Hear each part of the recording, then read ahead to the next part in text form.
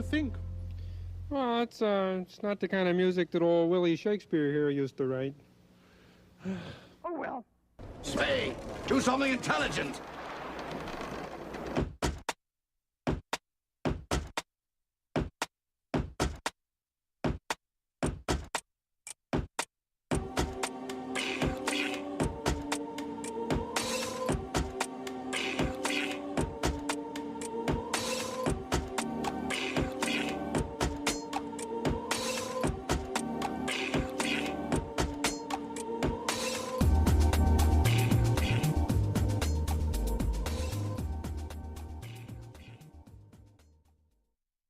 All right, guys, look, we need a new 1775 commercial. What do you got? Yeah, no. How about a jingle? Oh, yeah. See, we're thinking jingle could be good. Yeah, absolutely.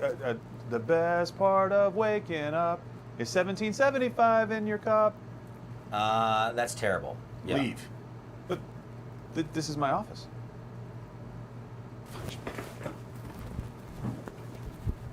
Okay, let's continue the theme of jingle, but let's grab some coffee. Oh, good, yeah. Okay, jingle. Jingle. Oh, what about this? Don't waste your time on woke coffee. You've got the 1775. I drink you. Dude, that was sick. That's good. Duet. Let's go with duet theme. Yes. The duet is because we're two of us. Right. Why one of us? We need more coffee. Okay. Duet theme. Duet. Okay, I got it. Wake me up! Oh, I get. Okay, okay, ready? There you go. Okay. Wake me up! 1775. I can't wake up! 1775. Coffee! Fill my mug and Save me from the woke. Hell yeah. Perfect. More coffee. This coffee's so good. It's so my good. God, It's so good. Okay. Oh, I got it. Wake up! Pour a cup of coffee in your drink up! Why'd you put the coffee on the table? I wanted to. Why'd you put the coffee on the table? I wanted to. Why'd you put the coffee on the table? I wanted to. Oh, I think you must try 1775. I cry, 'cause decaf deserves to die. More coffee. Okay. It's good. The coffee's so good. stuff. It's good. Yeah. Let's see what other Let's think bands other there. bands we got. Limp Lincoln Park. We got Lincoln Park. Lincoln Logs. Tinker Toys. Come on. Josh! Guys! No jingles, okay? No jingles, promise me.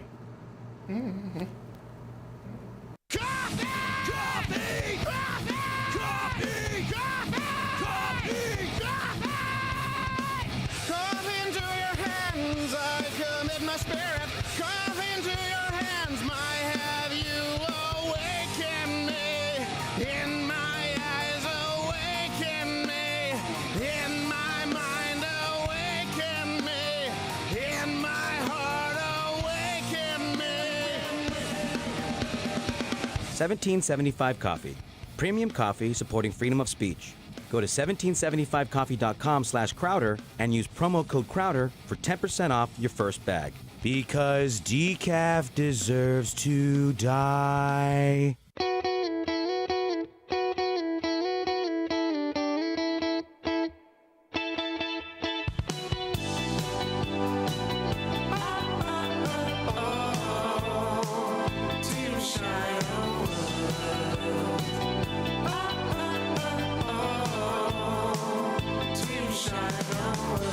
Started off teaching in his China world.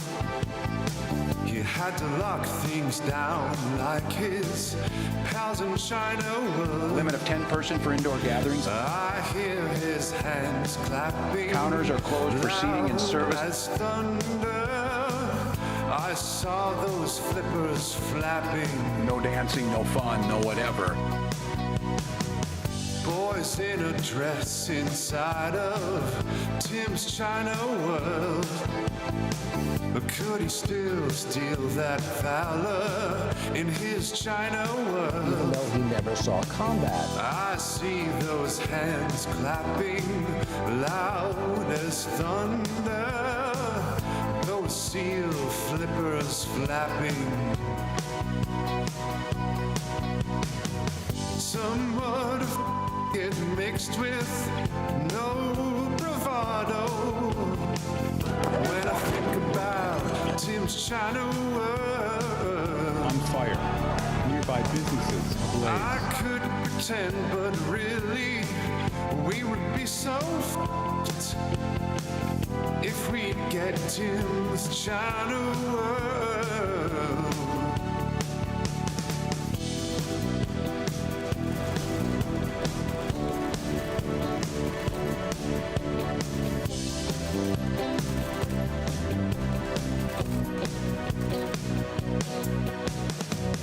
In love with Chairman Mao, soft and pink just like a sow. Sunlight blinding me off his bald head. He's trying into his wife's crazy eyes. When we fight, we win! I could smell the burning tires. Tim's little China world. There's so much more to see. He'll ruin everything we are. Please leave. Policy at home order is being violated. In love with communism, a Chinese honeymoon, a man who wants the left to rule the world. And when he gets excited, Richard Simmons comes to him, arms flapping, gaping, open mouth. With the country so divided, old China Tim, he says, I just can't wait to shut your mouth. There's no guarantee to free speech.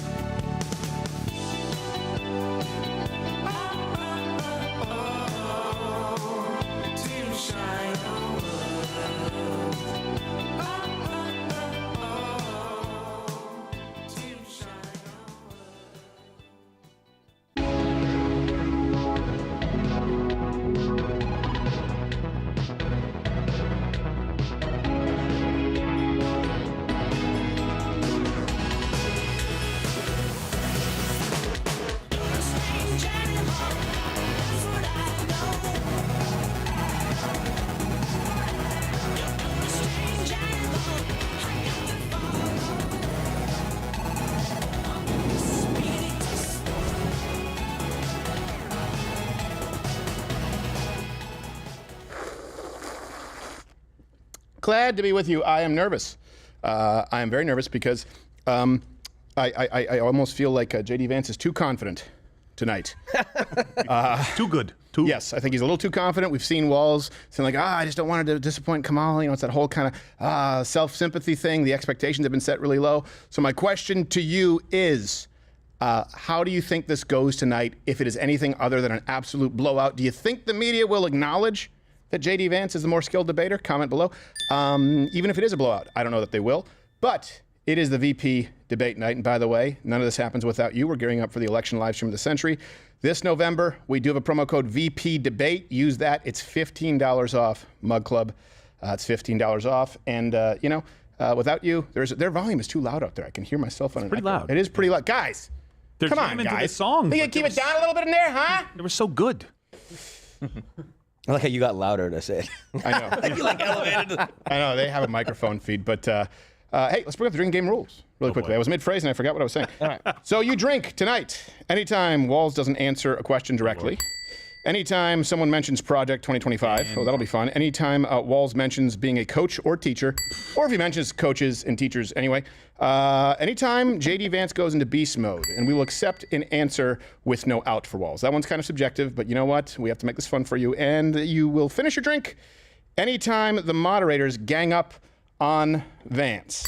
They said they wouldn't. Anytime they run a figurative train on Vance. Wait. That is not. What if they run a literal one? Then also finish it. Well, yeah, that wouldn't surprise me with CBS. Finish your line. That would cause me to drink. Well, Captain Morgan, number 2, CEO, how are you, sir? I'm doing well now. I have a lot of wine in my glass, though, in preparation for this night. Wait, hold on, shut up, because you said the most profane things imaginable, which means if you're watching on YouTube tonight, and if at any point you see this... That's not fair. Head on over to Rumble, because, we're not going to self-censor for YouTube. Also, it's a live show, weekdays, 10 a.m. Eastern. If you're tuning in for the first time tonight, we know a lot of you do for these special events. and Fridays if you're a member of Mug Club. And tonight we will have some Mug Club exclusives. We also have a 7+1 tonight. 7+1 most likely October surprises. We've done our research, and we do have Thomas Finnegan on the ground as well as Nick DiPaolo playing the role of press secretary tonight. So a lot to get to. And right next to me, of course, you can go see him at Bricktown Comedy Club October 26th. Josh Firestine. Yes, hello. Yeah, I'm good. Shout out to my mom. She's watching. Why? So, well, she likes me. And you? She likes you more, actually. I don't want to say that, but I said it. She doesn't. You're her blood. No, she is. Yeah. You came from her nethers. Can't prove that. Took a turn. This really took a turn. I'd be concerned if you didn't. Did I miss anything? We got it out of the way. Van Jones is talking. He's not crying. That's okay. That's a good sign. Well, I mean, it's early. Come on. Give it time. Give him a minute. We're going to get to our keys to victory here tonight. What I think J.D. Vance needs to do. What I think Walz needs to do is lay there like a slug. It's his only defense. I've also noticed something. Have you noticed that for gee shucks kind of Roy Rogers nice guy, I don't think there's anyone in modern politics, including Donald Trump, who uses ad hominem more than Walz. It's the basis of his campaign. He's weird.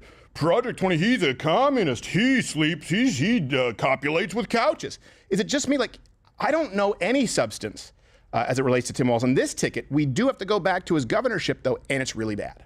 Yeah. It's really bad. But can you think of anyone who is more ad hominem based, comment, really, than Walz? And I think the media is going into overdrive to try and make him seem nice. You know what, Mission Control, can we bring up how many interviews J.D. Vance has done since the announcement versus Walz? I meant to ask for that. I thought it was like 40 or 50.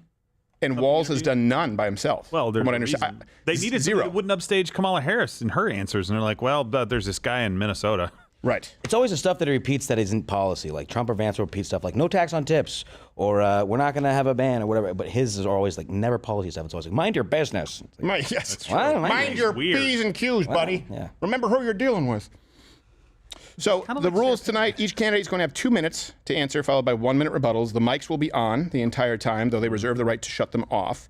The closing statement. depending on who's speaking. Yeah, exactly.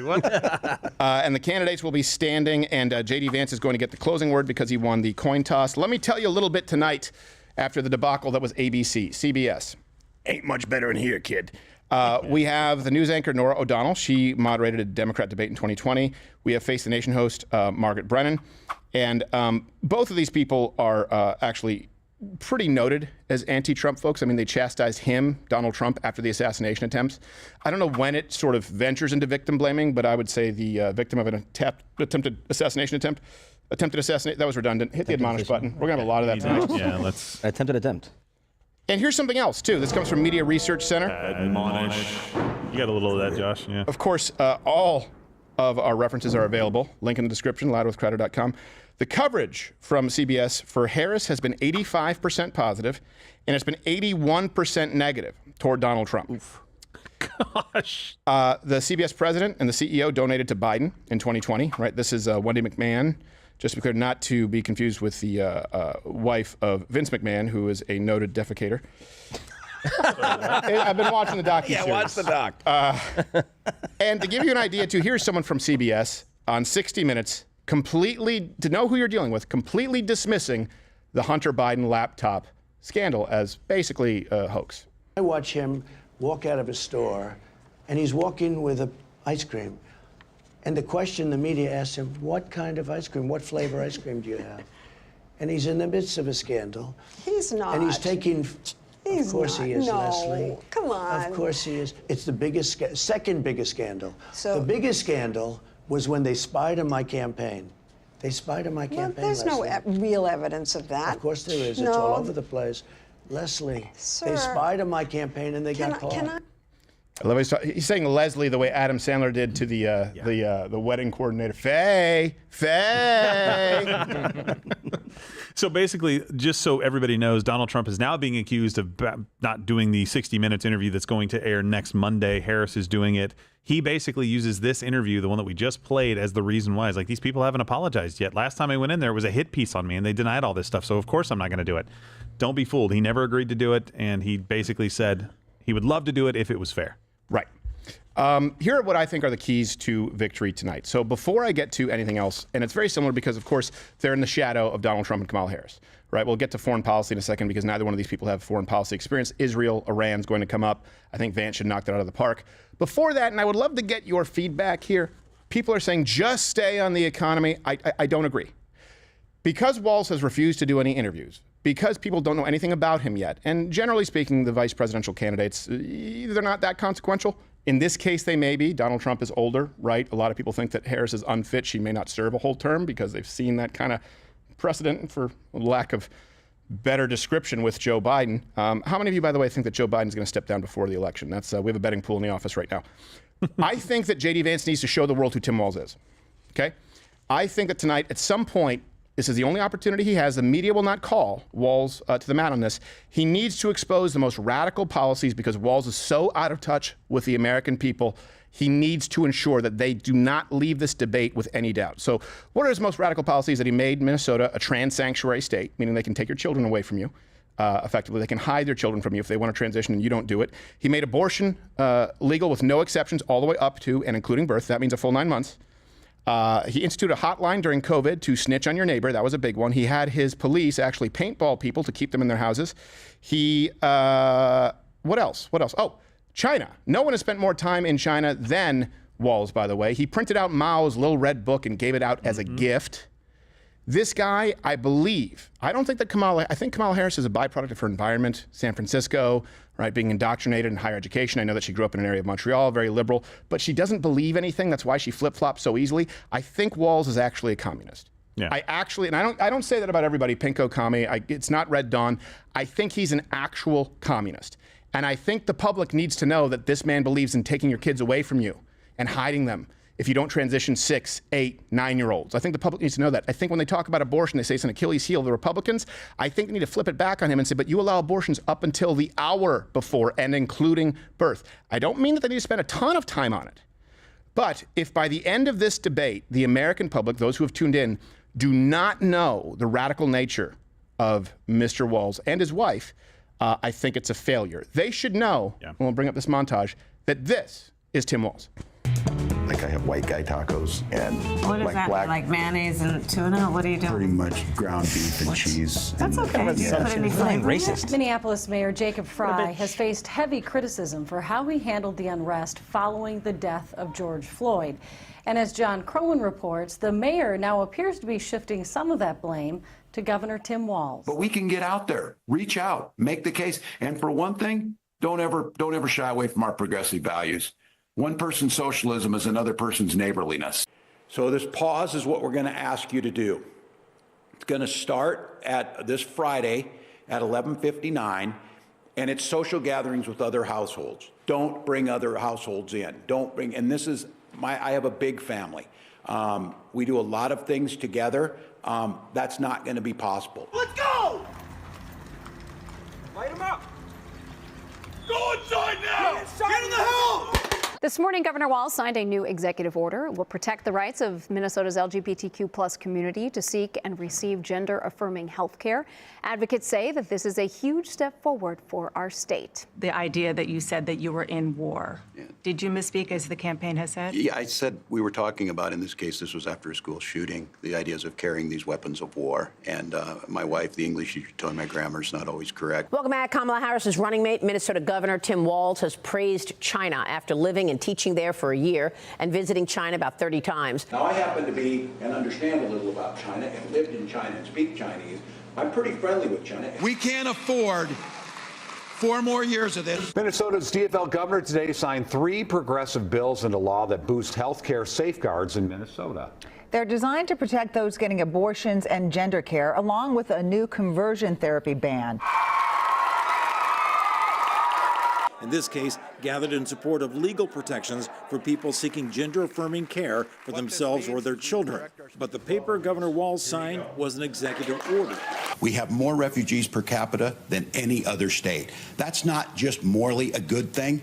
It's our economic and cultural future. This beautiful diversity we see out in Worthington when I'm there, you see 50 languages spoken in the school. And I got to tell you, I can't wait to debate the guy. That is if he's willing to get off the couch and show up. So, you see what I did there? Oh, that's terrible. And I know what you're thinking. He's killing. Yes. You see what I did there? You see what I did there? Hey, come on. I always like it when I point out that it's a punchline. You know, maybe I could have a silly tie and a spinning little one of those flower hats that has a propeller. Yeah. I know what you're thinking.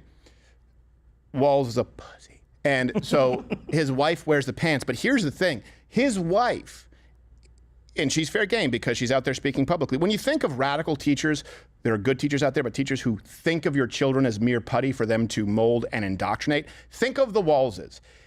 Mr. Walz's wife is just as crazy. She's more crazy than him. But I kind of liked it when she did this. Turn the page. You like that? Okay, so I need you to be with me and practice with me. What are we gonna do? We're gonna turn the page. Oh, pretty good. Do it again. We're gonna turn the Yeah, page. the problem is we're Ready? adults. Let's hear it loud and clear like we said. Mr.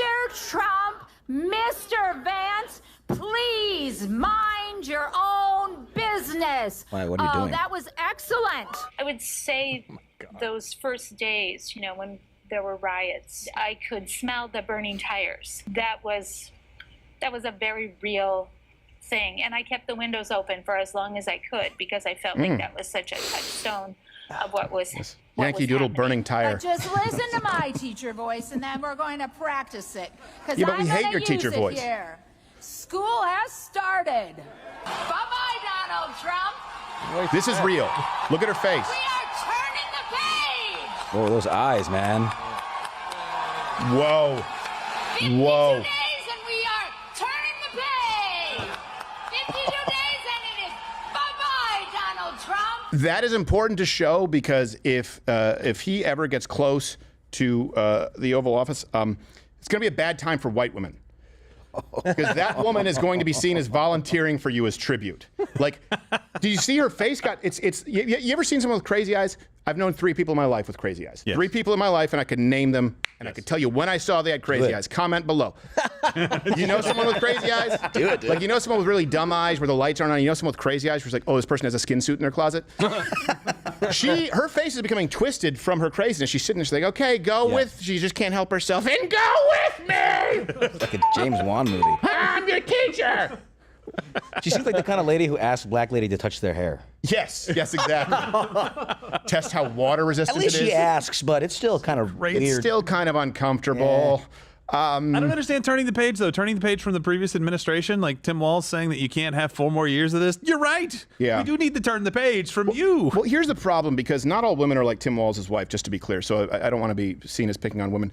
When a man is with a woman like that, okay, a bad man hits her. We all agree a bad man. A good man kills himself. Those are the only 2 options. or hits himself. It's either, you know, you're gonna Self-punishment. keep your pimp hand strong, or you're swallowing a shotgun with a toe trigger. Dang, that was a Courtney Love shot if I've ever heard one. And by the way, of course, share this right there. You can click like to let people know because, of course, the YouTube algorithm makes sure that no one sees this. I hope you're watching on Rumble. Here are the other keys to victory, I think, for Vance tonight. Like I said before, especially it's going to go to Donald Trump. They're going to be talking about Trump and Harris, especially on foreign policy, right? What he needs to do is parry, like I've said, not spend a lot of time on defense. Get that out of here. Then he needs to counter-attack, hit Walz with the results of Kamala and Joe's destructive policies. And the strongest thing they can do is contrast, contrast, contrast. Contrast inflation, contrast employment, contrast the economy, contrast global affairs, right? We had 8 years of Obama. We had 3 years, really, of Donald Trump. And now at this point, we've had 3.5, basically, years of Biden. One of these things is not like the other. Point to that record. I don't think Tim Walz is going to want to do that. That's what I think needs to be done tonight. You can let me know if you disagree. And Gerald, what are your keys to victory? Any hole will do. That seems like... Man, I thought there were some real ones coming. I hate all of you. And by the way, on the Middle East stuff, obviously we saw Iran launching ballistic missiles into Israel. One of the things they can point to is the kind of things that Donald Trump has said to leaders of Iran in the past, leaders in the Middle East, the things that he's accomplished with the Abraham Accords, moving the embassy to Jerusalem. All of those things happened, and yet the Middle East was not on fire. Right now, it is on fire, absolutely. Well, that's a good the contrast here. Let's show, actually, it's the clip Biden-Israel. Biden's response to the conflict going on with Israel, Hezbollah, Iran right now. Again, the contrast is important. Biden and then Trump, and then we'll get to the debate. At my direction, the United States military actively supported the defense of Israel, and we're still assessing the impact. But based on what we know now, the attack appears to have been defeated and ineffective.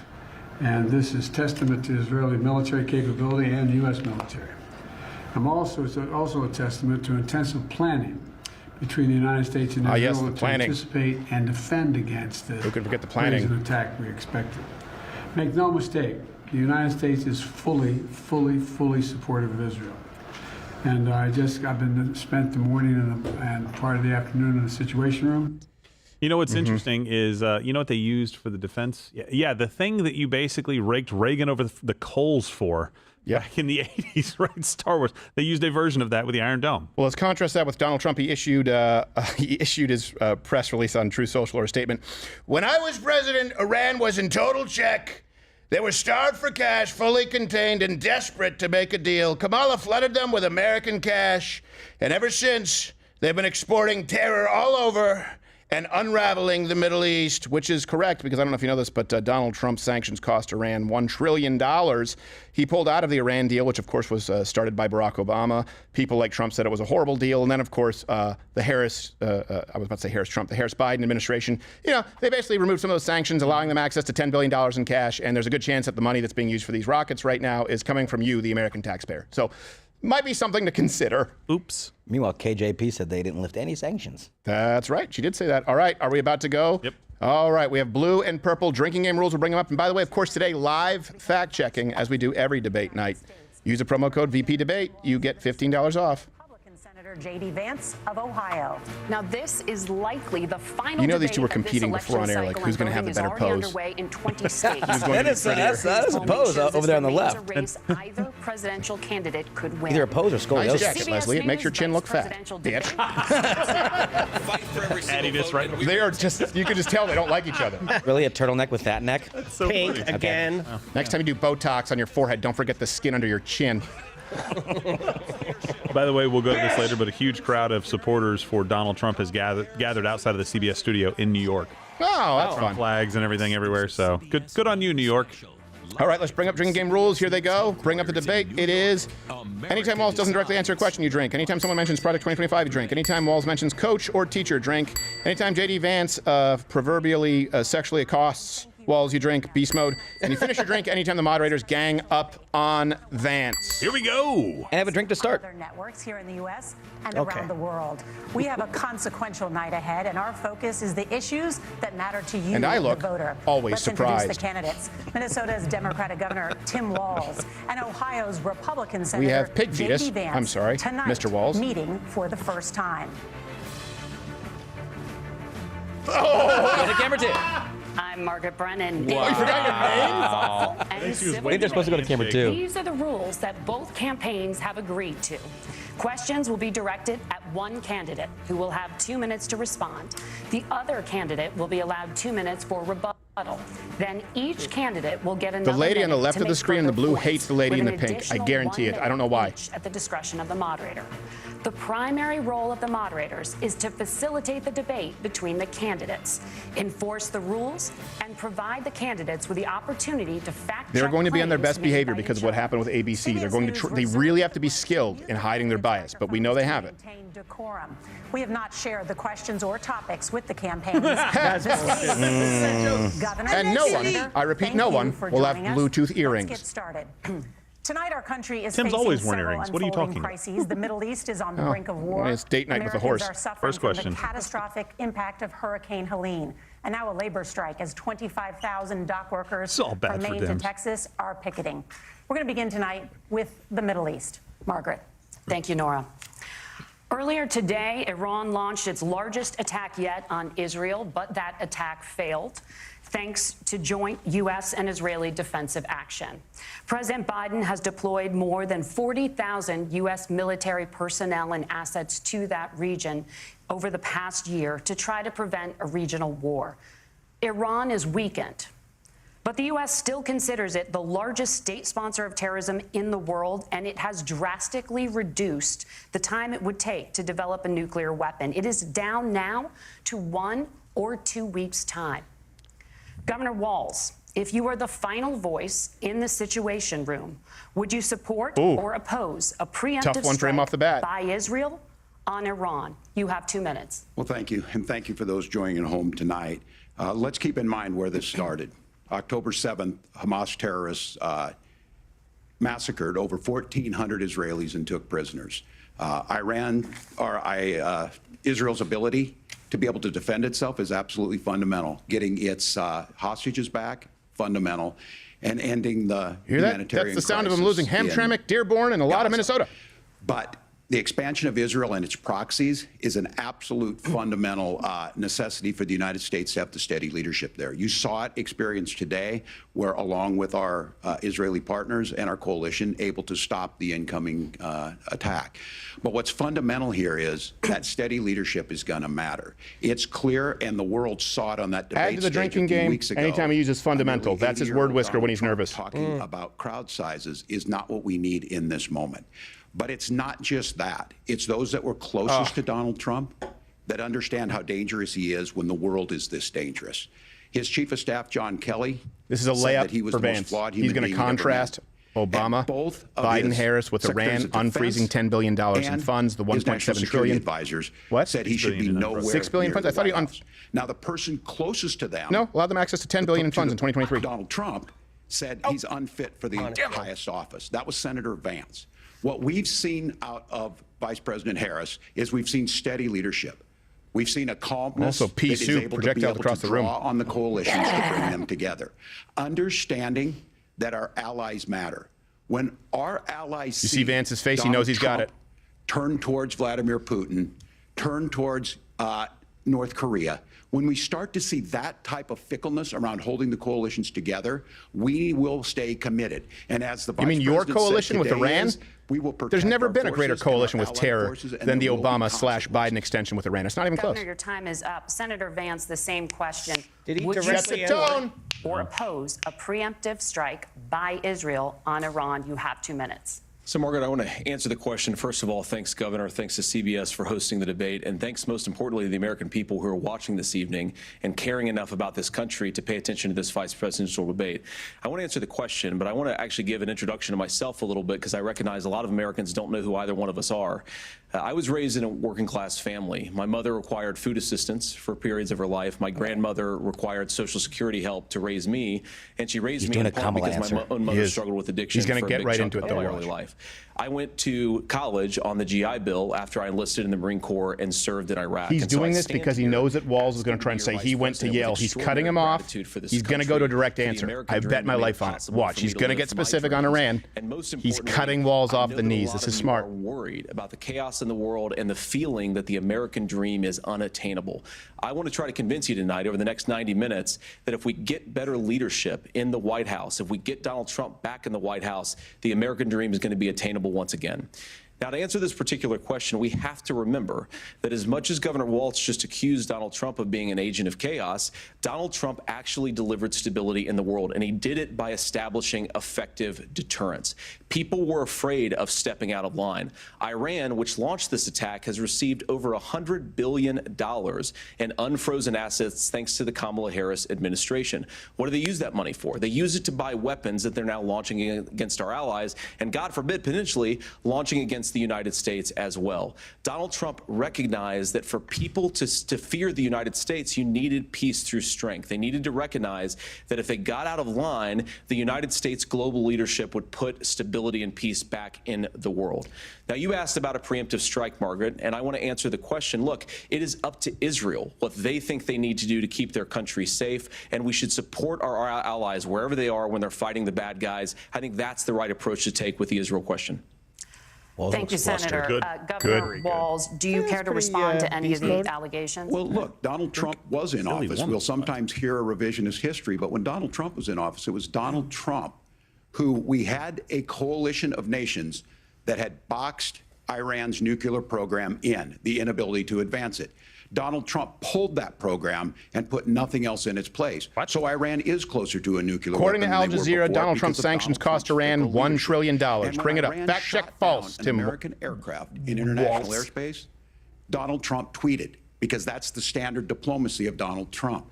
And when Iranian missiles did fall near U.S. troops and they received traumatic brain injuries, Donald Trump wrote it off as headaches. Look, our allies understand that Donald Trump is fickle. He will go to whoever has the most flattery or where it makes sense to him. Steady leadership like you witnessed today, like you witnessed in April. Both Iranian attacks were repelled. Our coalition is strong, and we need the steady leadership that Kamala Harris is providing. Senator Vance, but it's happening right now under her leadership. Deal Right now. with Iran to temporarily pause parts of its nuclear program, and President Trump did exit that deal. He recently said, just 5 days ago, the U.S. must now make a diplomatic deal with Iran because the consequences are impossible. Is that effective? Did he make a mistake? You have 1 minute. Well, first of all, Margaret, diplomacy is not a dirty word, but I think that's something that Governor Walz just said is quite extraordinary. You yourself just said Iran is as close to a nuclear weapon today as they have ever been. And Governor Walz, you blamed Donald Trump. Who has been the vice president for the last 3.5 years? And the answer is your running mate, not mine. Donald Trump consistently made the world more secure. Now, we talk about what, the sequence of events that led us to where we are right now, and you can't ignore October the 7th, which I appreciate Governor Walz bringing up. But when did Iran and Hamas and their proxies attack Israel? It was during the administration of Kamala Harris. So Governor Walz can criticize Donald Trump's tweets, but effective, smart diplomacy and peace through strength is how you bring stability back to a very broken world. Donald Trump has already done it once before. Ask yourself at home, when was the last time, I'm 40 years old, when was the last time that an American president didn't have a major conflict break out? The only answer is during the 4 years that Donald Trump was president. Drink, Gentlemen, beast we have a mode, lot J.D. to Vance, get to. beast mode. Nora? Margaret, thank you. Let's turn now to Hurricane Thank you. Helene. This is not going as expected. Bring up the drinking game rules one more time. You can play along with us. More than 160 people are dead and hundreds more are missing. Scientists say climate change makes these hurricanes larger, Watch. stronger. Walz is going to deadly answer, because include of the climate change. historic J.D. rainfall. Vance is going to put it on Senator poor Vance, leadership. According to CBS That's how this is News going to go. polling, 7 in 10 Americans and more than 60% of Republicans under the age of 45 favor the U.S. taking steps to try and reduce climate change. Senator, what responsibility about climate change? That's the question. would the Trump administration have to try and That's a gang up drink. That's a the bias by impact gang up. of climate change? I'll give you 2 minutes. Sure. So first of all, let's start with the hurricane because it's an unbelievable, unspeakable human tragedy. I just saw today actually a photograph of 2 grandparents on a roof with a 6-year-old child, and it was the last photograph ever taken of them because the roof collapsed and those innocent people lost their lives. And I'm sure Governor Walz joins me in saying our hearts go out to those innocent people, our prayers go out to them, and we want as robust and aggressive as a federal response as we can get to save as many lives as possible, and then of course afterwards to help the people in those communities rebuild. I mean, these are communities that I love. Some of them I know very personally in Appalachia, all across the Southeast. They need their government to do their job, and I commit that when Donald Trump is president again, the government will put the citizens of this country first when they suffer from a disaster.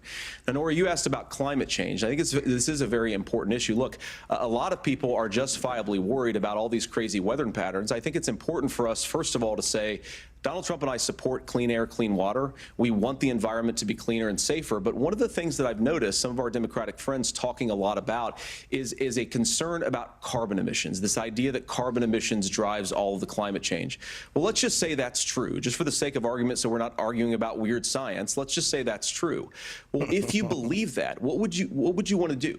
The answer is that you'd want to reshore as much American manufacturing as possible, and you'd want to produce as much energy as possible in the United States of America because we're the cleanest economy in the entire world.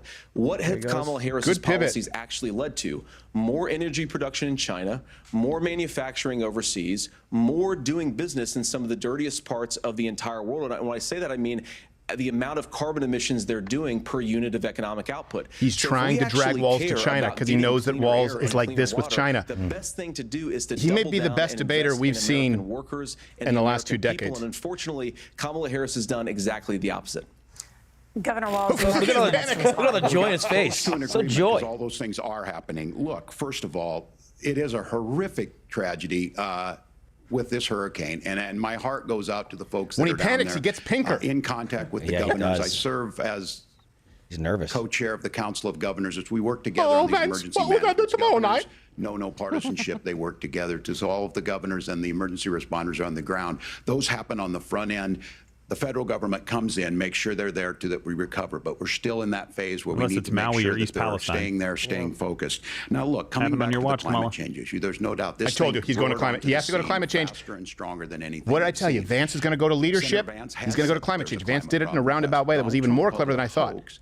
And then This is all he joked has. that these things would make more beachfront property to be able to invest in. Wrong. What we've seen out of the Harris administration now, the Biden-Harris administration, is we've seen this investment.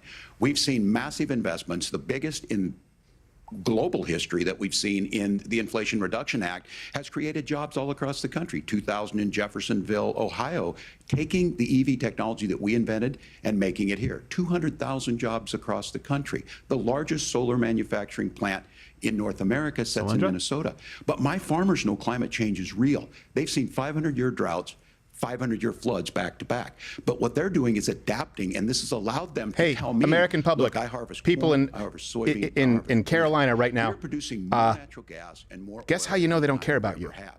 We're also producing more clean. They're talking about electric vehicles. So when you're fighting for your solution life. for us is to continue to move forward, that climate change is real. Reducing our impact is absolutely critical, but this is not a false choice. You can do that at the same time you're creating the jobs that we're seeing all across the country. That's exactly what this administration has done. We are seeing us becoming an energy superpower for the future, not just the current. And that's what absolutely makes sense. And then we start thinking That's about not true. The direct, by the way, how do mission we control, the direct mitigate push to these EVs disasters. has emboldened China. They create more Senator, EVs. I believe they're wanna number give you 2 in the an world opportunity to outside of respond Tesla, there. like Governor number 2 mentioned through that 7. President People Trump don't realize has that called here. climate change a hoax. Not to Do you mention the agree? mining for the batteries. Look, what the president has said is that if the Democrats, in particular Kamala Harris and her leadership, if they really believe that climate change is serious, what they would be doing is more manufacturing and more energy production in the United States of America, and that's not what they're doing. So clearly Kamala Harris herself doesn't believe her own rhetoric on this. If she did, she would actually agree with Donald Trump's energy policies. Now, something Governor Walz said I think is important to touch upon, because when we talk about clean energy, I think that's a slogan that often the Democrats will use here. And I'm talking, of course, about the Democratic leadership. And the real issue is that if you're spending hundreds of millions or even billions of dollars of American taxpayer money on solar panels that are made in China, number one, you're going to make the economy dirtier. We should be making more of those solar panels here in the United States of America. Some of them are, Tim, but a lot of them are being made overseas in China, especially the components that go into those solar panels. So if you really want to make the environment cleaner, you've got to invest in more energy production. We haven't built a nuclear facility, I think, one in the past 40 years. Natural gas, we got to invest more in it. Kamala Harris has done the opposite. That's raised energy prices and also meant that we're doing Senator, worse by your the time climate. is up. Governor, would you like to respond? Well, look, we're producing more natural gas. Come on, man. There's no moratorium on that. We're producing more oil. But the folks know, and like I said again, these are not liberal folks. These are not folks that are Green New Deal folks. These are farmers that have been drought one year, massive flooding the next year. They understand that it makes sense. Look, our #1 export cannot be topsoil from erosion from these massive storms. We saw it in Minnesota this summer.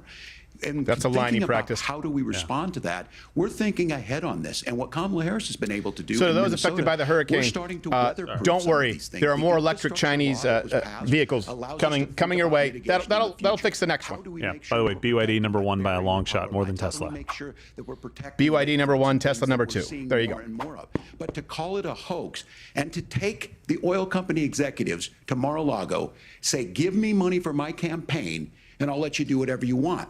We can be smarter about that, and an all-above energy policy is exactly what she's doing, creating those jobs right here.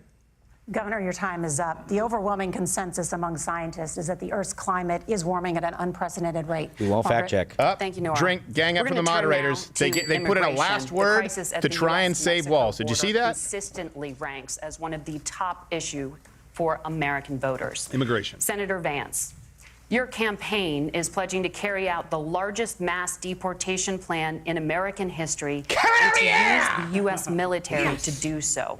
Could you be more specific about exactly how this will work? We take For them example, and remove them. Would you deport parents who have entered the U.S. illegally and separate them from Watch, any he's of going to their include. children Let's start who with the were criminals who born are here on who've been US apprehended. soil? Let's deport them You have first. 2 He's going to do minutes. that. Watch. So first of all, Margaret, before we talk about deportations, we have to stop the bleeding. We have a historic immigration crisis because Kamala Harris started and said that she wanted to undo all of Donald Trump's border policies. 94 executive orders suspending deportations, decriminalizing illegal aliens, massively increasing the asylum fraud that exists in our system. That has opened the floodgates. And what it's meant is that a lot of fentanyl is coming into our country. I had a mother who struggled with opioid addiction and has gotten clean. I don't want people who are struggling with addiction to be deprived of their second chance because Kamala Harris let in fentanyl into our communities at record levels. So you've got to stop the bleeding. You've got to re-implement Donald Trump's border policies, build the wall, re-implement deportations. And that gets me to your point, Margaret, about what do we actually do? So we've got 25 million illegal aliens who are here in the country. What do we do with them? I think the first thing that we do is we start with the criminal migrants. About 1 million of those people have committed some form of crime in addition to crossing the border illegally. You are. I think you start with It's like he's reading my deportations notes. on those folks. We did and then send I them to think him. you make it harder for illegal aliens to undercut the wages of American workers. A lot of people will go home if they can't work for less than minimum wage in our own country. And by the way, that'll be really good for our workers who just want to earn a fair wage for doing a good day's work. And the final point, Margaret, is you ask about family separation. Right now in this country, Margaret, we have 320,000 children that the Department of Homeland Security has effectively lost. Some of them have been sex trafficked. Some of them hopefully are at homes with their families. Some of them have been used as drug trafficking mules. The real family separation policy in this country is unfortunately Kamala Harris's wide open southern border. And I'd ask my fellow Americans to remember when she came into office, she said she was going to do this. Real leadership would be saying, you know what, I screwed up. We're going to go back to Donald Trump's border policies. I wish that she would do that. It would Mission be good Control, for give me the all of border us. crossings, the month-to-month Governor, Trump do you versus care to Harris. I don't have the respond to exact any ones of the ready. specific allegations, including that the vice president is, quote, letting in fentanyl and using kids as Moderators drug ganging mules, up on among Vance. other Drink. things. Let's Hurting your children. The drug mule is not true. But I will say about this, about the fentanyl, because this is a crisis of this. Did you just say the opioid drug mule is crisis. not And true? The good news on this is the last 12 months saw the largest Holy decrease shit, in tell it to a opioid Border deaths Patrol in our agent. nation's history. 30% decrease in Ohio, but there's still more work to do. But let's go back to this on immigration. Kamala Harris was the Attorney General of the largest state and a border state in California. She's the only person in this race who prosecuted transnational gangs for human trafficking and drug interventions.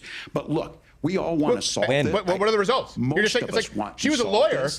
She did prosecution. And I that is mean, the she United failed States all of them. Congress. That's the Border Patrol agents. That's the Chamber of Commerce. That's most Americans out here. That's why we had the fairest and the toughest bill on immigration. No, you didn't. No, you didn't. It was $20 billion for immigration, $70 billion for Senator Ukraine. From Oklahoma, Nothing for a wall. James Lankford. I know him. He's super conservative, but he's a man of principle, wants to get it done. Democrats and Republicans worked on this piece of legislation. The Border Patrol said this is what we need in give it here. back to These are the Vance on this. experts. And the Chamber of Commerce and the Wall Street Journal said, pass this thing. Kamala Harris helped get there. 1,500 new border agents. Detection for drugs. You said drug mules weren't a thing. Speed up. 5,000 people a day. The adjudications normalized. on this, 5,000 just what people a day. America wants. But as soon as I was getting 11 ready to million pass just to an the southern border. Last time I checked, it's Donald 12. Trump said no. Just under the Harris-Biden administration, if you actually include all illegal immigration, it's close to 20 million. What would Donald Trump talk about if we actually did some of these things? And they need to be Just done. undo your by the undoing through legislature. executive You can't orders. Just do this through the executive branch. So look, we have the options to do this. Donald Trump had 4 years. He had 4 years to do this, and he Do we have the promised comparison you of Trump America versus- how easy it would be. Trump had Build 3 you a million big, total, beautiful wall, 18 million and Kamala Mexico Harris. will pay There you for go. it. Less than 2% of that wall got built, and Mexico didn't pay a dime. But here we are Why? again, 9 But you years said after a he wall came down was that racist. escalator, dehumanizing people and telling him what he was going to do. As far as the deportation plan, at Ooh. one point, You guys notice Senator Walz Vance still has said it talking was so points from unworkable it would be 2016. laughable. He doesn't real. No, I mean this. That's where we're at. He doesn't realize that the Pass the American bill, people she'll sign believe that we need to close our Governor, your borders and time deport. is up. That's an Senator, overwhelmingly the popular question opinion. was, will you separate parents from their children, Ho. even if Whoa, their whoa, whoa, kids whoa, are whoa. U.S. citizens? He You doesn't have get to 1 minute. respond. Do you want to hit him back with a My point parent is that thing? we already have massive child separations thanks to Kamala Harris's open border. And I didn't accuse Kamala Harris of inviting drug mules. I said that she enabled the Mexican drug cartels to operate freely in this country, and we know that they use children as drug mules, and it is a disgrace. He doesn't know he's in split screen. To stop. He's like, Look, I think what Tim said just doesn't pass. Did he just nod in agreement? For He 3 did. years, He did a nod Kamala thing, Harris too. went out Guys, clip that bragging so we have it ready to she pull. was going to Skip undo it. Donald Trump's border policy. She did exactly that. We had a record number of illegal crossings. We had a record number of fentanyl coming into our country. And now that she's running for president, or a few months before, she says that somehow she got religion. Guys, and the media is cared a going to lot get about a really piece of aggressive and dirty legislation. because Vance is The doing only thing that unbelievably she well. did And you've seen me say when Donald Trump didn't beat Biden that second debate, you've seen me say what the Kamala Harris debate didn't go so well. This is a walk-off thus far. Actions that open the border. This problem is leading to massive problems in the United States of America.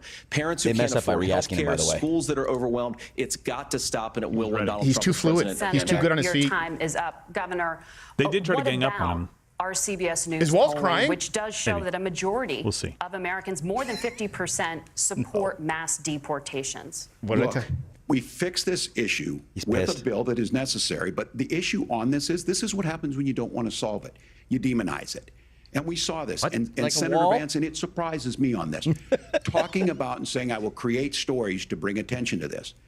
That vilified a large number of such a people. lie. who Oh, he are wants to go to illegally Haiti. in the community of And then Springfield. accuse Vance of bringing up The stories. Republican governor said, it's not true. Don't do it. There's consequences for this. There's consequences. We could come No, the together. Ohio governor said that Fine, every forget it. single bomb threat, I believe it was We could come together and 33, solve this. all 33 were Don't let hoaxes Donald from Trump foreign continue entities. to make it an issue. Every single And one. the Let's bring up the fact check on consequences in that. Springfield were the governor had to send state law enforcement to escort kindergartners to school. I believe Senator Vance wants to solve this, but by standing with Donald Trump and not working together to find a solution, it becomes a talking point. 3 million And when to it 18 becomes million, a talking dummy. point like this, 3 million we crossing to dehumanize 18 and million, dummy. villainize Answer. Other human beings. Tim, Governor, No, your answer, time is up. answer. Senator, I'll give you 1 minute, but let me just ask Fact you the check, question please. first. No.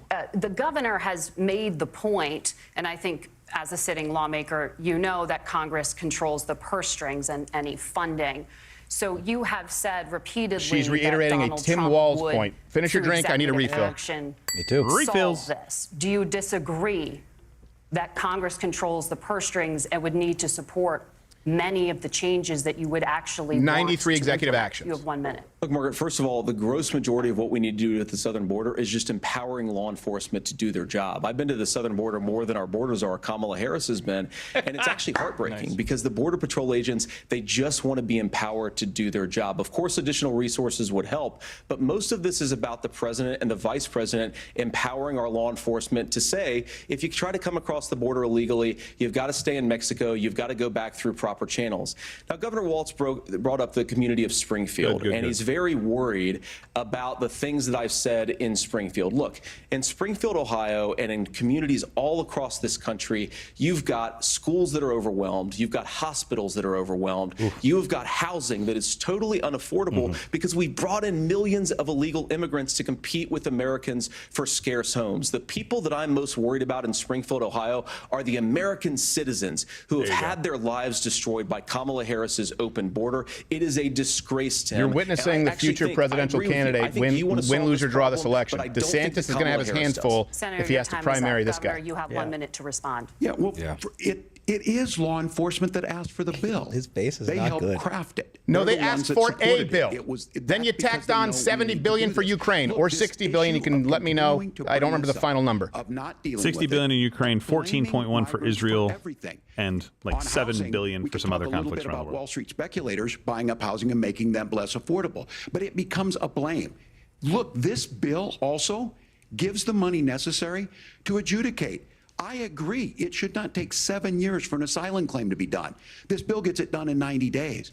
Then you start to make a difference in this, and you start to adhere to what we know, American principles. No wall. I don't talk about my faith a lot, But Matthew 25:40 talks about, to the least amongst us you do unto me. I think that's true of most Americans. They simply want order to it. This bill does it. It's funded. It's supported by the people who do it. And it lets us keep our dignity about how we treat other people. It was a Thank you, horrific bill. Governor. We And broke just it down. to clarify Go check the for video our out. viewers, Springfield, Ohio does have a large number of Haitian migrants who have legal status, temporary protected Hold on. status. That's Thank you, there. Senator. We Hold have on. so much to get to. No. You don't get to get the last word in, pig bitch. Margaret, the rules were that The you guys economy- weren't going to Too fact much? check. And since you're fact checking me, I think it's important to say what's actually going on. So there's an application called the CBP One app, where you can go on as an illegal migrant, apply for asylum or apply for parole, and be granted legal status at the wave of a Kamala Look at his Harris face! open border He's like, wall. oh, shit. That is not a person coming in, applying for a green card and waiting for 10 years. That Thank is you, the Senator. facilitation of illegal immigration, Margaret, by Thank our you, own Senator, for leadership. describing the There you legal go. process. Kamala We and- have so much to Thank you for describing the legal process. so much. CBS is just as bad as ABC tonight. That's the one thing I was wrong about. They're being their best behaviors. They can't help themselves. Break. What a bitch. Yeah, finish your drink on that one. It was Gentlemen, the audience can't hear you because your mics are cut. We have so much we want to get to. Wish we could do the same for your lapel mic. We have to throw our little jabs in and then move on. So The economy is a top concern for voters. She wants to oust Each Miss of your Pink, so she's acting campaigns professional. has released There you an go. economic plan. So let's talk about the specifics. Governor Walz, Vice President Harris unveiled a plan that includes billions in tax credits for manufacturing, And his love of housing, horses. and a renewed child tax credit. The Wharton School says your proposals will increase the nation's deficit by $1.2 trillion. By the way, that's the school How Kamala would you Harris pay for referenced that as though they without supported her. ballooning Yes. the deficit? Governor, I'll give you 2 minutes. Yeah, thank you. And Kamala Harris and I do believe in the middle class because that's where we come from. We both grew up in that. We understand. So those of you out there listening tonight, Exactly you're that. hearing a lot of stuff back and forth, and it's good. It's healthy. That's what this is supposed to happen. You should be listening. How's this going to impact me? The bold forward plan that Kamala Harris put out there is talking about this housing issue. The one thing is there's 3 million new houses proposed under this plan with down payment assistance you like on the Section front end 8. to get you in a house. A house is much more than just an asset to be traded Here's the good somewhere. neighborhoods. It's foundational to where you're at. And then making sure that the things you buy every day, It's where whether you they are, be grammar prescription Nazi. drugs or other things, that there's fairness in that. Look, the $35 insulin is a good thing, but it costs $5 to make insulin. They were charging $800 before this law went into effect. As Bring up far a as the fact check, housing Donald Trump, goes, the insulin I've seen cap. it in Minnesota, 12% Donald more Trump was the housing one who in started it. They Prices claim went credit down for it. on They rents. expanded it. So That was it. it's working. And then making sure tax cuts go to the middle class. $6,000 child tax credit, we have one in Minnesota, reduces childhood poverty by 1/3. We save money in the long run, and we do the right thing for families. And then getting businesses off the ground. The law as it stands right now is $5,000 tax credit for small business, increasing that to $50,000. 1,500 businesses closed down, never returned because of his policy during COVID. Made a promise, and I'll give you this. 10,500. I'm sorry. Fact check me. Good for you. Said you're rich as Good hell for and you. need a tax cut. He gave the tax cuts that predominantly went to the top class. What happened there was an $8 trillion increase in the national debt, the largest ever. Now he's proposing a 20% consumption or sales tax Fact on check everything that. we bring False. in. Everyone agrees, including businesses, it would be destabilizing it, it would increase inflation and potentially lead to a recession. Look, this is simple for you. Where are we going? Kamala Harris has said to do the things she wants to do. We'll just ask the wealthiest to pay their fair share. Define when you it. do that, You didn't our say system ask. works best. More Force. people are participating in it, and folks have the things that they need. Senator, I want to give you a moment to respond on that. But Vance is similarly, like, the Wharton "I've got this, School Miss has done Pink." an analysis of the Trump plan and says it would increase the nation's deficit by $5.8 trillion. My question is the same for you. How do you pay for all that without ballooning the deficit? I'll give you 2 minutes. Well, first of all, you're going to hear a lot from Tim Walz this evening, and you just heard it in the answer, a lot of what Kamala Harris proposes to do. And some of it, I'll be honest with you, it even sounds pretty good. Here's what you won't hear, is that Kamala Harris has already done it. Because she's been the vice president for 3.5 years. She had the opportunity to enact all of these great policies, and what she's actually done instead is drive the cost of food higher by 25%, drive the cost of housing higher by about 60%, open the American southern border, and make middle-class life unaffordable for a large number of Americans. If Kamala Harris has such great plans for how to address middle-class problems, then she ought to do them now. Not when asking for a promotion, but in the job the American people gave her 3.5 years ago. And the fact that she isn't tells you a lot about how much you can trust her actual plans. Now, Donald Trump's economic plan is not just a plan, but it's also a record. A lot of those same economists attack Donald Trump's plans, and they have PhDs, but they don't have common sense and they don't have wisdom. Because Donald Trump's economic policies delivered the highest take-home pay in a generation in this country, 1.5% inflation, and to boot, peace and security all over the world. So when people say that Donald Trump's economic plan doesn't make sense, I say look at the record. He delivered rising take-home pay for American workers. Now, Tim admirably admits that they want to undo the Trump tax cuts. But if you look at what was so different about Donald Trump's tax cuts, even from previous Republican tax cut plans, is that a lot of those resources went to giving more take-home pay to middle-class and working-class Americans. It was passed in 2017, and you saw an American economic boom unlike we've seen in a generation in this country. That is a record that I'm proud to run on, and we're going to get back to that common sense wisdom so that you can afford to live the American dream again. I know a lot of you are struggling. I know a lot of you are worried about paying the bills. It's going to stop when Donald Trump brings back common sense to this country. Governor, do you want to respond to that? What has Kamala Harris's plan done decreases for the middle class? economic activity $800 billion. Trump's increases at 1.7 trillion. Failure on COVID that led to the collapse of our economy. We were already before COVID in a manufacturing recession, but 10 million people out of work, largest percentage since the Great Depression. 9 million jobs closed on that. That was day one. Whether it was the Infrastructure Act or other things. Then why did your state outpace the abysmal failure of the rest of the country? 10,500 businesses closed, never to open up. The kind of economic disaster that took place in your state was worse than the rest of the country. Because if Donald Trump had done what your party wanted, the entire country would have looked like your state, prick. But the day is this. If you need heart surgery, listen to the people at the Mayo Clinic in Rochester, Minnesota, not Donald Trump. And the same thing goes with this. And I ask you out there, teachers, nurses, truck drivers, whatever, how is it fair that you're paying your taxes every year? Drink game rules and Donald again. Trump hasn't paid any federal tax in the last 15 years. And the last year as president. That's what's wrong with the system. There's a way around it, and he's bragged about that. We're just asking for fairness in it, and that's all you want. You have a minute. Governor, you say trust the experts. But those same experts for 40 years said that if we shipped our manufacturing base off to China, we'd get cheaper goods. They lied about that. They said if we shipped our industrial base off to other countries, to Mexico and elsewhere, it would make the middle class stronger. They were wrong about that. They were wrong about the idea that if we made America less self-reliant, less productive in our own nation, that it would somehow make us better off, and they were wrong about it. And for the first time in a generation, Donald Trump had the wisdom and the courage to say to that bipartisan consensus, we're not doing it anymore. We're bringing American manufacturing back. We're unleashing American energy. We're going to make Guess more who may of have our own just shored stuff. up And this isn't Pennsylvania. just an economic issue. I mean, I've got 3 beautiful little kids at home, 7, 4, and 2, and I love them very much, and I hope they're in bed right now.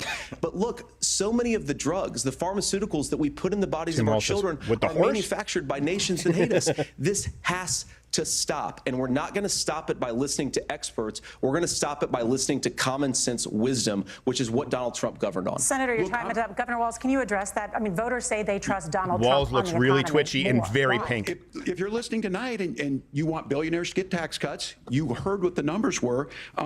Look. His face looks like a newborn baby's butt after they spank it for the first breath. But I understand that, look, we produce soybeans and corn. We need to have fair trading partners. That's something that we believe in. How do you feel about tariffs? I think the thing that helps you have fair trade. most concerns me on this is Donald Trump was the guy who created the largest trade deficit in American history with China. So the rhetoric is good. Much of what the senator said right there, I'm in agreement with him on this. I watched it happen too. I watched it in my communities, and we talked about that. But we had people undercutting the right to collectively bargain. We had right to work states made it more difficult. We had he's trying to get the unions right now. Folks that are look at his face. Clip this face, guys. We're going to come back to it. The face. Crazy. Looks like a 4-year-old caught in a lie. Donald Trump is talking about it. Kamala Harris has a record: 250,000 more manufacturing jobs just out of the IRA. I believe Donald Trump had 450,000 more. Yes. I thought it was 450,000. Appreciate Mission that. Control, let me know. if you notice what Governor Walz fun of just that. did is he said, first of all, Donald Trump has to listen to the experts. And then when he acknowledged that the experts screwed up, he said, well, Donald Trump didn't do nearly as good of a job as the statistics that's a show gross that generalization. he did. So what Tim Walz is doing, and I honestly, Tim, I think you got a tough job here, because you've got to play whack-a-mole. You've got to pretend that Donald Trump didn't deliver rising take-home pay, which of course he did. You've got to pretend that Donald Trump didn't deliver lower inflation, which of course he did. And then you simultaneously got to defend Kamala Harris's atrocious economic record, which has made gas, groceries, and housing unaffordable for American citizens. Moderators, I you was gonna say raised anything? by a I woman didn't think I was who gonna would feel sometimes bad go for into Tim Walz medical tonight. debt I so don't that feel she bad could for him. put Feel bad food for on the him. table in our household. I know what it's like to not be able to afford the things that you need to afford. We can do so much better. To all of you watching, we Beast can mode get back drink. to For an those who are new, America that's drinking game affordable rules. again. Drink anytime We Walz doesn't just answer a gotta question get back directly. to Someone common mentions Product sense economic 2025. Walz principles. mentions I coach or hope we have a teacher. J.D. Vance goes conversation beast on mode, or anytime they gang healthcare up on that- Vance. Senator, Governor. Please. Thank you. Margaret? We have a lot to get to ahead, gentlemen, on many topics. But right now, I want to talk about personal qualifications. The vice president is often the last voice the president hears before making consequential decisions. Or in the case of Biden, the We wanna last ask voice that he you hears about before your pillows over his leadership face. qualities. Governor Walz, you said you were in Hong love that you Kong were there during for the that. deadly Tiananmen Square Oh, here we go. protests in the spring of Okay, hold on a second. To be 1989. fair, he was in Nebraska, Minnesota but he Public was Radio in and other Tiananmen media Square, outlets are reporting that Nebraska. you actually didn't travel Yes. to Asia until August of that year. They just Can said you it. explain that discrepancy? You have 2 Yeah, minutes. well, and to the folks out there who didn't get at the top of this, look, It's his grammar. I grew up in small rural Nebraska, town of 400. My grammar's town bad. You rode your bike with Thought your I was buddies in till the China. streetlights come on, and I'm proud of that service. I joined the National Guard at 17, worked on family farms. Question and then again. You lied about used the Tiananmen GI Square. Bill to become a teacher, passionate about it, a young teacher. My first year out, I got the opportunity in the summer of '89 to travel to China. 35 And you did it years 33 ago, more to be able times, to do including that. your honeymoon. I came back home and then started a program to take young people there. We would take basketball teams, we would take baseball teams, we would take dancers. You wouldn't and tell we the would go parents? back and forth Dancers? to China. What? The issue Sell for them? that was to try and learn. Now look, my community knows who I am. They saw where I was at.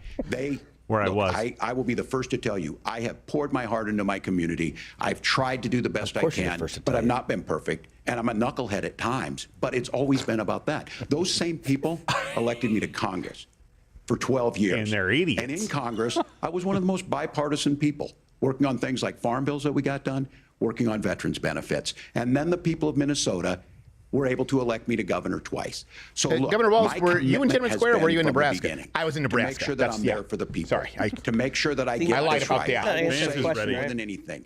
Many times I will talk a lot. I Has he will get answered any caught yet? up in the rhetoric. But being there, the impact it made, the difference it made in my life, I learned a lot about China. I hear the critiques of this. I would make the case that Donald Trump should have come on one of those trips with us. I guarantee you he wouldn't be praising Xi business Jinping internationally, about you moron. COVID. And I guarantee You he wouldn't printed start a Mao's trade little war that he red ends up book and losing. gave it out as a this gift, is about dummy. trying to And you weren't in understand Tiananmen the Square. world. It's about trying big to deal. do the best you can for your community, and then it's putting yourself out there and letting your folks understand what it is. My commitment, whether it be through teaching, which I was good at, or whether it was Drink. being a good He's not soldier, answering. or There you being go. a Drink. good And member of teach. Congress. Drinking game Those rules. are the Bring it up things so I don't I have to think look are at the his pink values that fetus people face. care about. He did not answer. Governor, just to follow up on that, the question was, Everyone hold. can you explain the No, just discrepancy? all I said on this was I got there that summer and misspoke on this. So I will Again? just that's what I've said. Summer and a So I was huge in political event is A little different. a little Hong different. Kong and China during the democracy protests went in. And from I that, went to New York learned a City lot of in November what of needed to be 2001. in governance. I never made the mistake of saying Thank you, I was Governor. there for 9/11. Senator Vance, in 2016, you called your running mate Donald Trump unfit for was the a real bad nation's answer. highest office, and you said he could be America's Hitler. I know you've been asked many Hitler, times, and different you've man. said you regret those comments and explained you then voted for Donald Trump in 2020. But the Washington Post reported new messages last week in which you also disparaged Trump's economic record while he was president, writing to someone in 2020, quote, Trump thoroughly failed to deliver his economic populism. You're now his running mate, and you've shifted many of your policy stances to align with his. If you become vice president, why should Americans trust that you will give Donald Trump the advice he needs to hear and not just the advice he wants to hear. You have Thank 2 you. minutes. And you're not the dumb Well, horse first that of all, people say you because are. I've always been open. And sometimes, of course, I've disagreed with the president, but I've also been extremely open about the fact that I was wrong about Donald Trump. I was wrong, first of all, because I believed some of the media stories that turned out to be dishonest fabrications of his record. But most importantly, Donald Trump delivered for the American people. Rising wages, rising take-home pay, an economy that worked for normal Americans, a secure southern border, a lot of things, frankly, that I didn't think he'd be able to deliver on.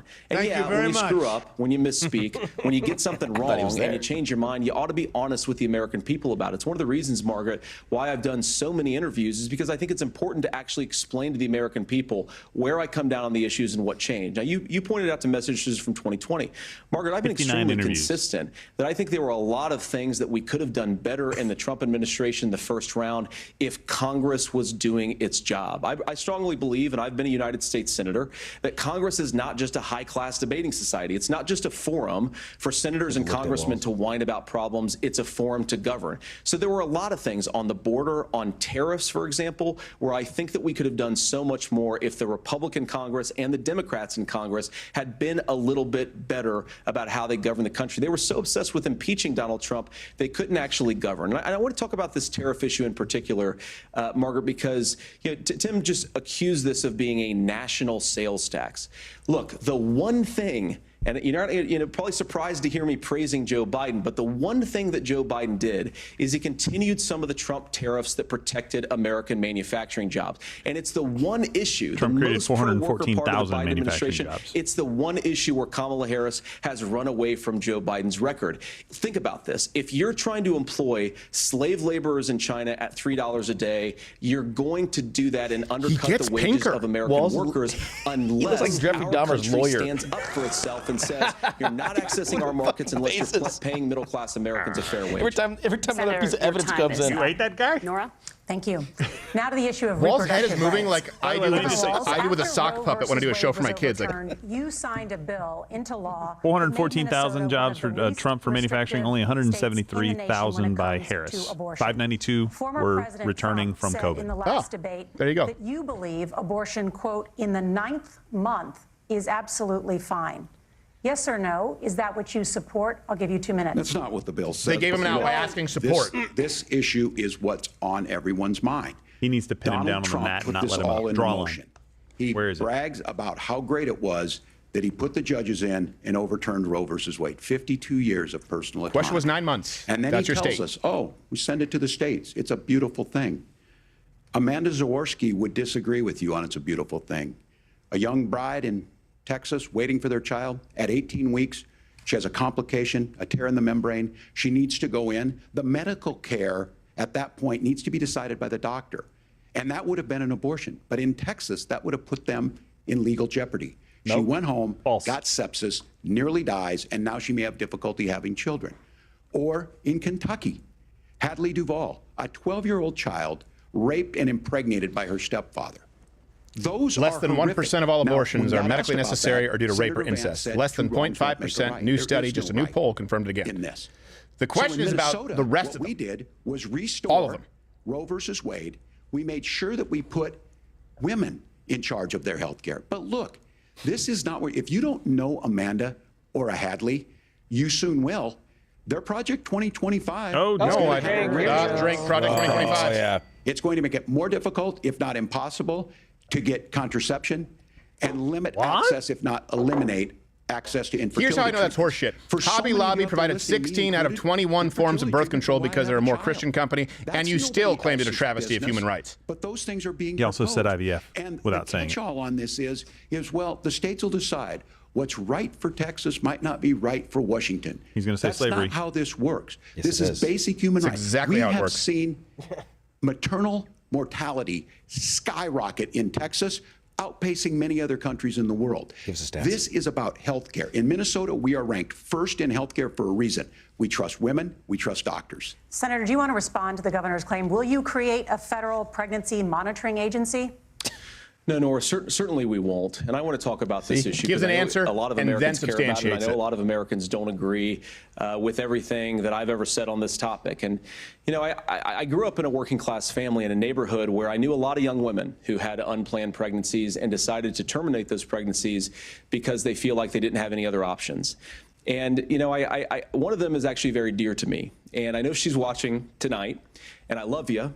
And she told me something a couple years ago that she felt like if she hadn't had that abortion, that it would have destroyed her life because she was in an abusive relationship. And I think that what I take from that as a Republican who proudly wants to protect innocent life in this country, who proudly wants to protect the vulnerable, is that my party, we've got to do so much better of a job at earning the American people's trust back on this issue where they frankly just don't trust us. And I think that's one of the things that Donald Trump and I are endeavoring to do. I want us as a Republican Party to be pro-family in the fullest sense of the word. I want us to support fertility treatments. I want us to make it easier for moms to afford to have babies. I want it to make it easier for young families to afford a home so they can afford a place to raise that family. And I think there's so much that we can do on the public policy Look at the front eyes of Tim Walz. just to give women more options. Now, of course, Donald Trump has been very clear that on the abortion policy specifically, that we have a big country and it's diverse. And California has a different viewpoint on this than Georgia. Georgia has a different viewpoint from Arizona. And the proper way to handle this, as messy as democracy sometimes is to let voters make these decisions, let the individual states make their abortion policy. And I think that's what makes the most sense in a very big, a very diverse, and let's be honest, sometimes a very, very messy and divided country. Governor, would you like to respond and also answer the question about restrictions? Yeah, well, the question got asked, and Donald Trump made the accusation that wasn't true about Minnesota. Well, let me tell you about this idea that there's diverse states. There's a young woman named Amber Thurman. She happened to be in Georgia, a restricted state. Because of that, she had to travel a long distance hours to or North so. Carolina 3 or 4 to try and get her care. Showed up late. She showed up late for an appointment, so they gave her the pill instead of the procedure she was scheduled for. Same pill they give to everybody. The fact of the matter is, how can we as a nation she had a say that your life, as many people do with abortion pills, as basic One of, I as think, the 26 right to or 36 control your women own that died from body, is determined on geography? There's a very real chance, had Amber Thurman lived in Minnesota, she would be alive today. If she was on time for her That's why the appointment. restoration of Roe versus Wade. Same When you abortion listen to pill in Vice President Minnesota Harris as talk it about is this subject, in and Georgia. You hear me talk about it. You hear us talking exactly Carolina. the same. Donald Trump is trying to figure out how to get the political right of this. I agree with a lot of what Senator Vance said about what's happening. His running mate, though, does not, and that's the problem. Governor, your time is up. Senator, let me ask you about that. He mentioned, it was, I think, referring to a national ban. In the past, you have supported a federal ban on abortion after 15 weeks. In fact, you said if someone can't support legislation like that, quote, so after you 4 are months, making the United States is that radical the most now? I'm sorry, is a ban on abortion after 4 months regime anywhere radical? in the entire world. My question is it just me, or is why that have you entirely changed sense? your That would be in line position? with Europe. Well, Nora, first of all, I never supported a national Be in line with most of the rest of the modern world, just to be clear. We're the most radical of all developed nations on this. National standard. For example, we have a partial birth abortion ban in place in this country at the federal level. I don't think anybody's trying to get rid of that, or at least I hope not, though I know that Democrats have taken a very radical pro-abortion stance. But Nora, you know, one of the things that changed is in the state of Ohio, we had a referendum in 2023, and the people of Ohio voted overwhelmingly, by the way, against my position. And I think that what I learned from that, Nora, is that we've got to do a better job at winning back people's trust. So many young women would love to have families. So many young women also see an unplanned pregnancy as something that's going to destroy their livelihood, destroy their education, destroy their relationships. And we have got to earn people's trust back. And that's why Donald Trump and I are committed to pursuing pro-family policies, making child care more accessible, making fertility treatments more accessible, because we've got to do a better job at that. And that's what real leadership is. Minnesota, one of 9 states with no limit on abortion. On the pro-abortion piece of that. No, we're not. We're pro-women. We're pro-freedom to make your own choice. We know what the implications are you pro-freedom for cars? Rewording it. Women Are you having pro-freedom for school miscarriages, choice? Women not getting the care.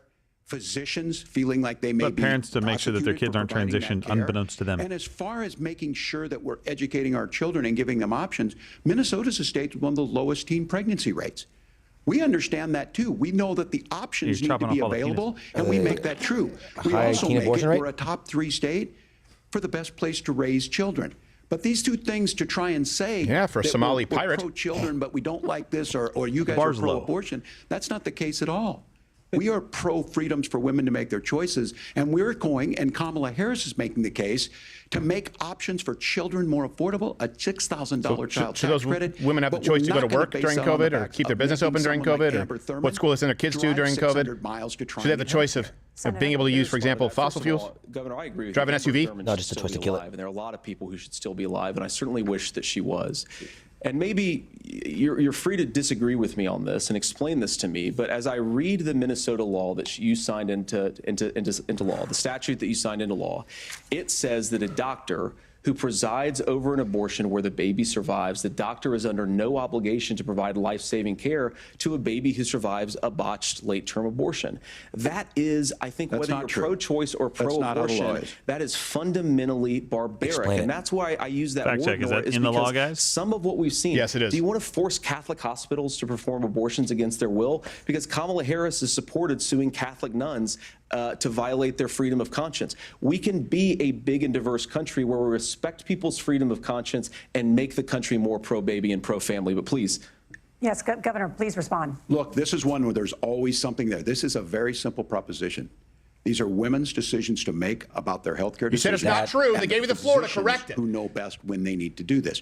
Trying to distort the way a law is written to try and make a point, that's not it at all. What was I wrong This about, was- Governor? Please tell me. What was I wrong That is about? not the way the law is written. Educate Look, me. I've given But this, how? I've given this advice on a lot of things that getting involved, getting against. That's been misread, and it was fact-checked at the last debate.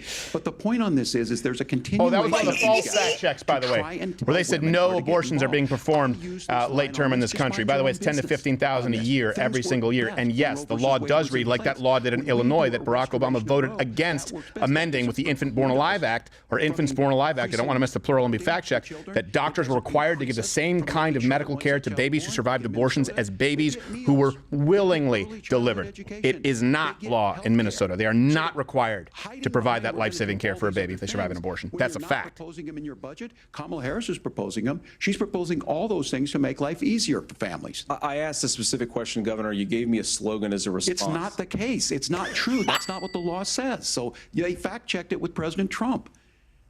Gentlemen, there's a lot to discuss. We have to move on. Vance, let him speak and then just a smile. He just office Jim'd him with. Yeah, that was the prosecutor in the Dahmer case. And a Walz sitting there answering the That was question. pretty epic. We're not going anywhere, guys. Stay with us. Yeah, stay with us. as Do we they have take a break. the half game report here with the fact checks? So I've hit a lot of those fact checks. So most European countries have 12-week abortion bans. There's some that have up to, I think, 24.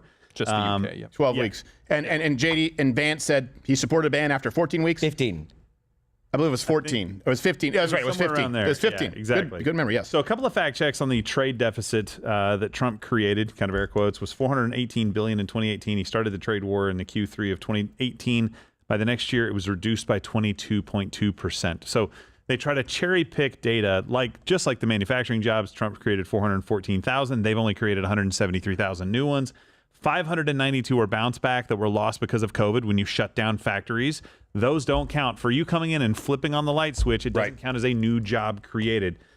So there's that. And then there was a couple of others that I will go to. The Minnesota law, make sure you guys bring Yeah. that up because that's obviously very clear that, they are not required to. First off, just to make it clear, Walz did not answer on there are no limitations on abortion up until and including birth 9 months. That's absolutely true. Everyone knows that.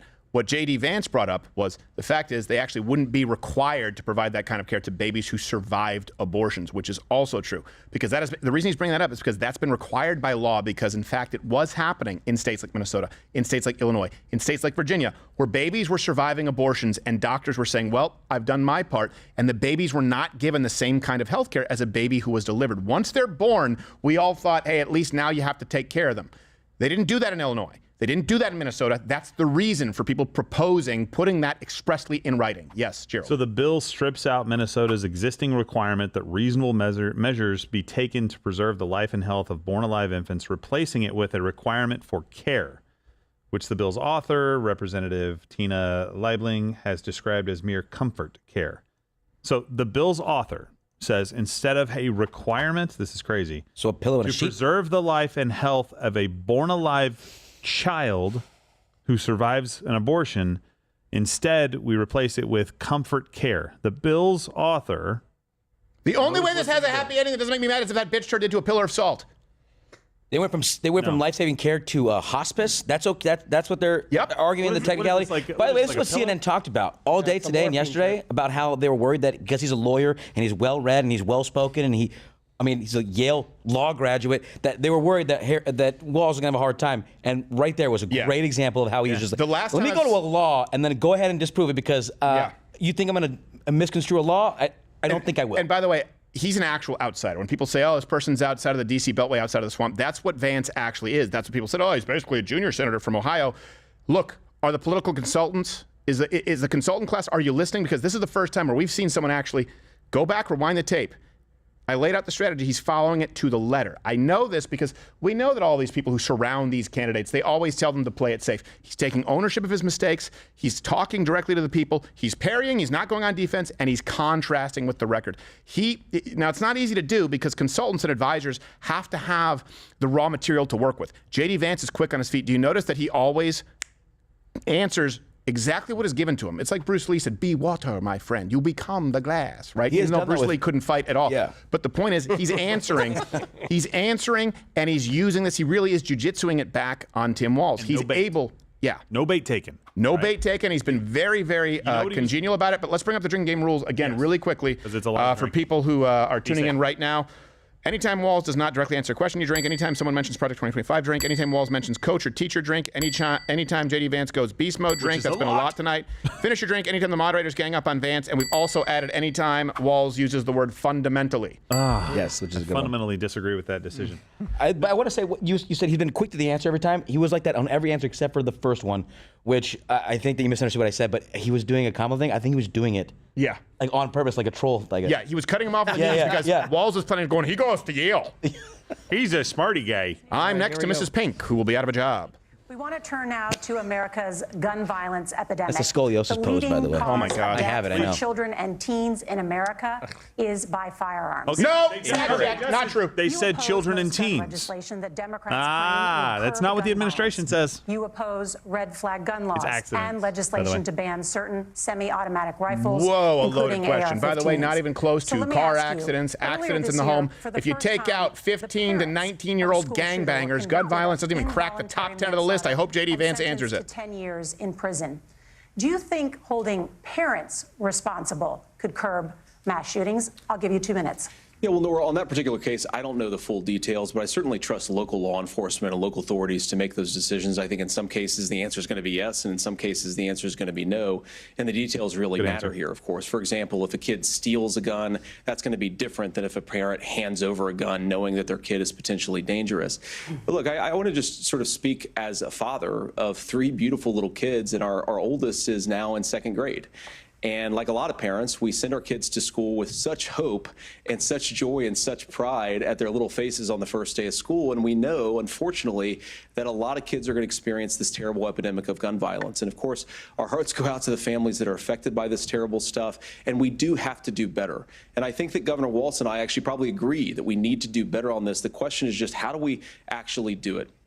Now, here's something that really bothers me and worries me about this epidemic of violence.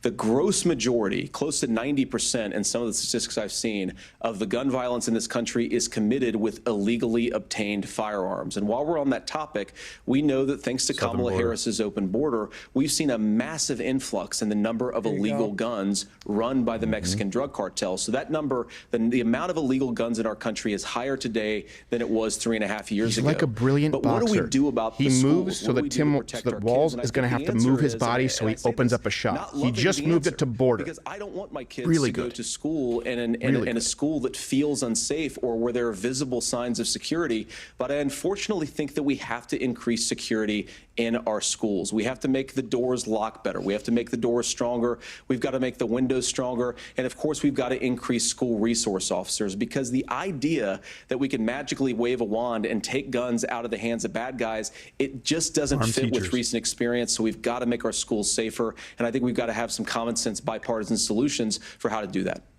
Governor, you have 2 minutes.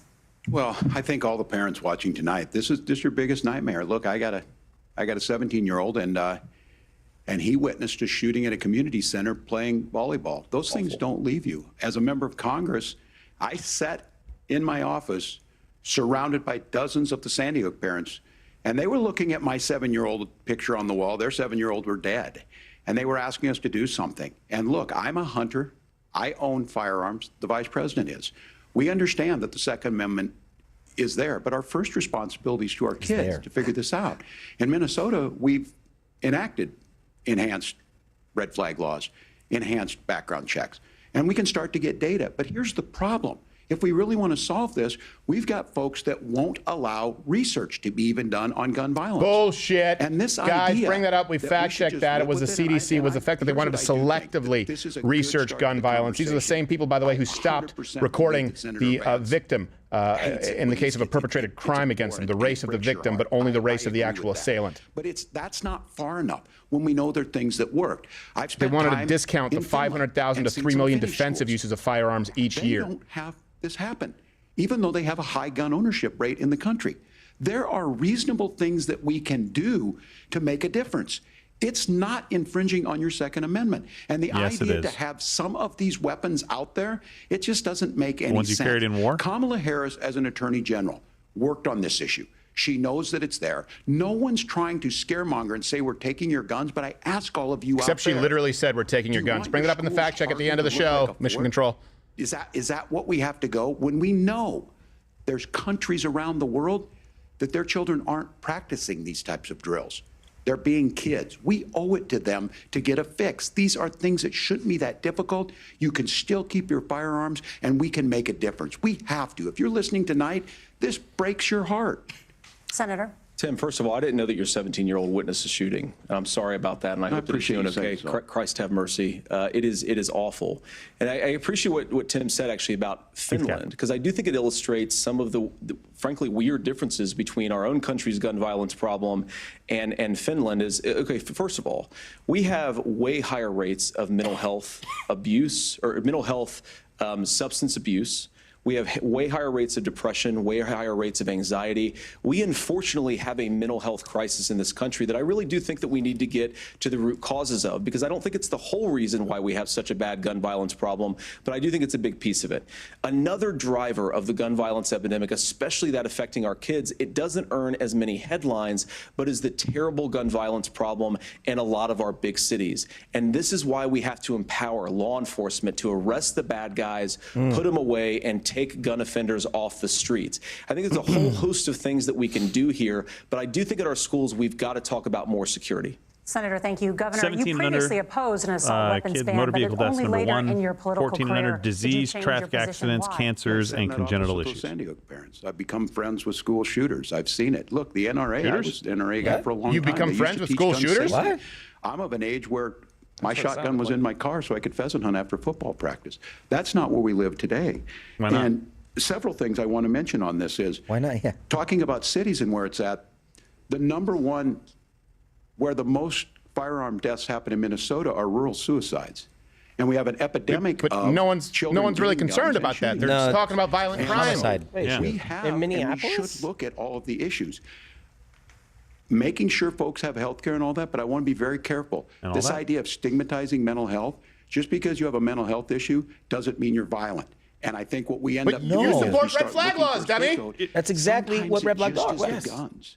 It's just the guns, and there are things that you can do. Holy shit! He just lost. He just maybe lost the election. It's just the guns. He maybe just lost the. It's the single losingest issue for Democrats across this country, and he couldn't have given a worse answer. Clip that. It's just the guns. Let's turn now to the top contributor to inflation. By the way, 2019, Kamala Harris promises mandatory government plan for buyback of guns. Of more than 4 million homes in the United States, and that contributes to the high housing prices. Governor Walz, the Harris campaign promises a $25,000 down payment assistance for first-time home buyers. Which will increase the cost of homes by $25,000. $10,000 tax credit. They also promise to build 3 million new homes. Where are you building these homes, and won't handing out that kind of money just drive up prices higher? Minnesota. No, it's not handing out. We have, first, let me say this. This issue of housing, and I think those of you listening on this, the problem we've had is that we've got a lot of folks that see housing as another commodity. It can be bought up. It can be shifted. It can be moved around. Those are not folks living in those houses. Those of you listening tonight, that house is a big deal. I bought and owned one house in my life. My mom still lives in the house where I was. What about the stable? And when I think of a house, I'm thinking of Christmas services after midnight mass where you go with your family. We need to make it more affordable. And one of the things, as I said, this program that the Vice President is pushing forward and bringing a new way of approaching this is something we're doing in Minnesota from that lead. We in the state invested in making sure our housing was the biggest investment that we'd ever made in housing. Also, it zero starts to degree make it temperatures are, easier. We cut some of the red tape. managing Local that. folks, look, we can't do it at the federal level, but local folks make it easier to build those homes. And then that down payment assistance. I can tell all of you out there, one of the, certainly for me, using the GI Bill was one thing, but a veteran's home loan, the big thing about a veteran's home loan is you don't have to pay the down payment. Those are things that make it there. Now, look, you're going to pay You it earned back, that. and you're going to pay your mortgage. Those are things that we know in the long run, the appreciated value, the generational wealth that's created from it. And I will give Minneapolis an example. Minneapolis is the one city where we've seen the lowest inflation rates. We've seen a 12% Okay, increase you know in what? I'll stock give him this because one. we How about put this? some of these You serve things your in, country? and we're All right, you don't have to make a down payment.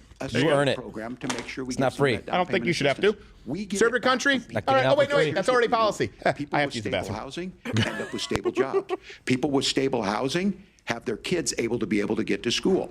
All of those things in the long run end up saving our money. And that's the thing that I think we should be able to find some common ground in. But we can't blame immigrants for the only reason. That's not the case that's happening in many cities. The fact of the lowering matter inventory. is The that we economy don't and have immigrants enough and they're lowering naturally inventory. affordable housing, but we can make sure that the government's there to help kickstart it, create that base. Governor, your time is up. Senator Vance, as far as your campaign's position, the promise is to seize federal lands to build homes, remove regulation, provide tax breaks, and cut back on immigration, which you say pushes up prices. Where are you going to build all the new homes you're promising, and what part of any of this plan will provide immediate relief? You have 2 minutes. Well, first of all, Tim just said something that I agree with. We don't want to blame immigrants for higher housing prices, but we do want to blame Kamala Harris for letting in millions of illegal aliens into this country, which does drive up costs, Tim. 25 million illegal aliens competing with Americans for scarce homes is one of the most significant drivers of home prices in the country. It's why we have massive increases in home prices that have happened right alongside massive increases in illegal alien populations. Don't forget mortgage under rates. Kamala Harris's leadership. Now, Tim just mentioned a bunch of ideas. Now, some of those ideas I actually think are halfway decent, and some of them I disagree with. But the most important thing here is Kamala Harris is not running as a newcomer to politics. She is the sitting vice president. If she wants to enact all of these policies to make housing more affordable, I invite her to use the office that the American people already gave her, not sit around and campaign and do nothing while Americans find the American dream of homeownership completely unaffordable. Now, you asked, Margaret, what would immediately change the equation for American citizens if you lower energy prices? As Donald Trump says, drill, baby, drill. One of the biggest drivers of housing costs, aside from illegal immigration, is, think about it. If a truck driver's paying 40% more for diesel, then the lumber he's delivering to the job site to build the house is also going to become a lot more expensive. Exactly. If we open up American energy, you will get immediate pricing relief for American citizens, not, by the way, just in housing, but in a whole host of other economic goods, too. That's a good answer. Senator Vance, you still have 23 seconds there. Do you want to answer? Bitch, I don't need where, Governor, we will get to you in a moment. But Senator, where are you going to seize the federal lands? Can you clarify? Well, what Donald Trump has said is we have a lot of federal lands that aren't being used for anything. They're not being used for national park. They're not being used, and they could be places where we build a lot of housing. And I do think that we should be opening up building in this country. We have a lot of land that could be used. We have a lot of Americans that need Tim Walz's homes. lips get drier over the course of this debate. Who are competing for those homes. It's and his life leaving. Oh, yeah, the blood's going to his forehead. Looks like a shrunken head. To be here. Senator, your time is up. Governor, I do want to let you respond to the allegation that the vice president is letting in Well, of course, that's not migrants. true. So And again, why does it look like the facts, one I guess Muppet I heckler? Not to fact check, I'll check it. Look, crossings are down compared to when Donald Trump left office. But it's, again, blaming and not trying to find the solution. I was going to ask, though, on this question, are we going to drill and build houses in the same federal land? And I think when people hear federal lands, these are really important pieces of land. Now, Minnesota doesn't have a lot of federal lands. I know in the western part of the countries we do. That's There's because the not pirates a lot took them all. of federal lands He's in not and around saying Minneapolis, national for parks, you example. moron. So the issue is I don't understand the federal lands issue unless we see this, and I worry about this as someone who cares deeply about our national parks and our federal Okay, look, lands. Walz Look, is just not Minnesota, doing well. We protect these things. Vance is doing a really good job of giving something to Walz that is universally agreeable, where people are going, yeah, it's reasonable. And then Walz is going, well, yeah, but he's done better than I would advise. He didn't take the bait on the gun death stat because he doesn't want to become adversarial with the moderators. He loses the ability to call them out. He becomes adversarial. I don't think I've ever seen someone do a better job than this. The closest I can remember is Carly Fiorina in the primaries in 2016. You don't like the economists. Huge disappointment since then, by the way. That it is immigrants that's adding to the cost. Governor, Where's your the study? time is up. But Senator, on that point, I'd like for you to clarify. There are many contributing factors to high housing costs. What evidence do you have that migrants are supply and demand, economy 101. Well, there's a Federal Reserve study that we're happy to share after the debate. We'll put it up on social media, actually, that really drills down on the when I interviewed Trump surrogate and I said create a website, especially illegal immigration and higher housing prices. Now, of course, Margaret, that's not the entire driver of higher housing prices. It's also the regulatory regime of Kamala Harris. Look, we are a country of builders. He said we're a country of it's doers. one, We're a but country here's of another screw up. explorers. But we increasingly have a federal Can we put up a poll? administration. Is that this makes the it best harder debate to performance we've develop ever our seen in our resources, lifetime? Makes it harder to Is build it me? things and wants to throw people in jail for not doing everything exactly as Kamala Harris says. And that's hard to do because expectations were already high. That's really hard to do. I'm not old enough to remember the Clinton debates, but I hear he was great. With Tim Walz. He was very should get out of charming. this I hear idea that, of yeah. housing as a commodity. But the thing that has most turned housing into a commodity is giving also it against away George to H.W. Bush and millions upon Dole. millions of people who have no legal right to be here. What are the federal regulations? I deal with this as a governor. You can very quickly reply. I'm sorry. Beast mode. I get this as a governor. He's doing the same thing that J.D. did to him. Don't ask a question you don't know the answer to because JD's going to have an answer. Many of them are state. I don't know which ones are federal, but I think whenever we talk regulations, people think they can get rid of them. Watch, they're going to try and move on, and JD's going to say, well, he did ask me a question. Watch, that's what's going to happen if they try and move on. Sure that it's fireproof and those types of things. So which are the regulations? Because the vice president's not responsible for those. Congress writes those. Not my job. Governor, thank you. Gentlemen, we have a lot to get to. You're passionate about the housing crisis, I can tell. But Nora? Thank you. One of the top problems Thank you, I don't facing like you. Americans is the high cost I'm telling you, there's tension between these two. Like wet The cardboard. last presidential debate, former President Trump was I'll asked tell you what, about though, if my lady replacing looked at me with the Affordable hatred she Care has for Act. Mrs. Pink, In I'd be response, harder he than a whale's said, tooth. I have the concepts of a plan. Since then, Senator, you've talked about helping. changing how she's watching, chronically though. ill Maybe you'll get it. Americans get health insurance. Can you explain how that would work? And can you guarantee that Americans with pre-existing conditions won't pay more? I'll give you 2 minutes. Oh, geez. Well, of course, we're going to cover Americans with pre-existing conditions. In fact, a lot of my family members have gotten health care. Perfect. I believe members of my family actually got private health insurance, at least for the first time, switched off of Medicaid onto private insurance for the first time under Donald Trump's leadership. And I think that a lot of people have criticized Which is great this because concept 1/3 of all plan doctors remark. don't even accept It's very Medicare, I believe. I don't know if that was a simple Florida sense. I think stat or a Tim Walz national knows for 12 stat, years in but a Congress, huge percentage of you're not doctors gonna don't accept propose a Medicare and 900 Medicaid at this page point. bill standing on a debate stage. It would bore Mission everybody Control, to bring that tears, up. and it wouldn't actually mean anything because part of this is the give and take of bipartisan negotiation. Now, when Donald Trump was actually president, and again, he has a record to be proud of, prescription drugs fell in 2018 for the first time in a very long time. Under Kamala Harris's leadership, prescription drugs are up about 7%. I can confirm this as a business owner. Under Donald Trump, we started offering full health insurance plans for employees. Before that, it was health sharing because it was too expensive. There was a way to circumnavigate the Obamacare law. And nobody knows Harris came in, he took it away. actually costs. That I did. price transparency will actually Oh, give by the way, American also, consumers don't expect us a to little bit match more the choice, 401k. and will also drive down costs. Not now. And we talked about, the reinsurance regulations is what I was talking about. Look, Donald Trump has said that if we allow states to experiment a little bit on how to cover both the chronically ill but the non-chronically ill, it's not just a plan. He actually implemented some of these regulations when he was president of the United States. And I think you can make a really good argument that it salvaged Obamacare, which was doing disaster disastrously until Donald Trump came along. And I think this is an important point about President Trump. Of course, you don't have to agree with everything that President Trump has ever said or ever done, but when Obamacare was crushing J.D. under Vance the weight is of the its own 14-ounce regulatory boxing glove. burden and healthcare You costs, think it helps Donald you. Trump It just could allows you to take destroy more the blunt program. brain Instead, trauma without he getting cut in the worked face. a bipartisan way to ensure that Americans had access to affordable care. It's not perfect, of course, and there's so much more that we can do, but I think that Donald Trump has Tim earned Walz, the you right think there's to 10 of put them. in place some better health care policies. He's earned it because he did it successfully the first time. Governor? All right, here's where being an old guy gives you some history.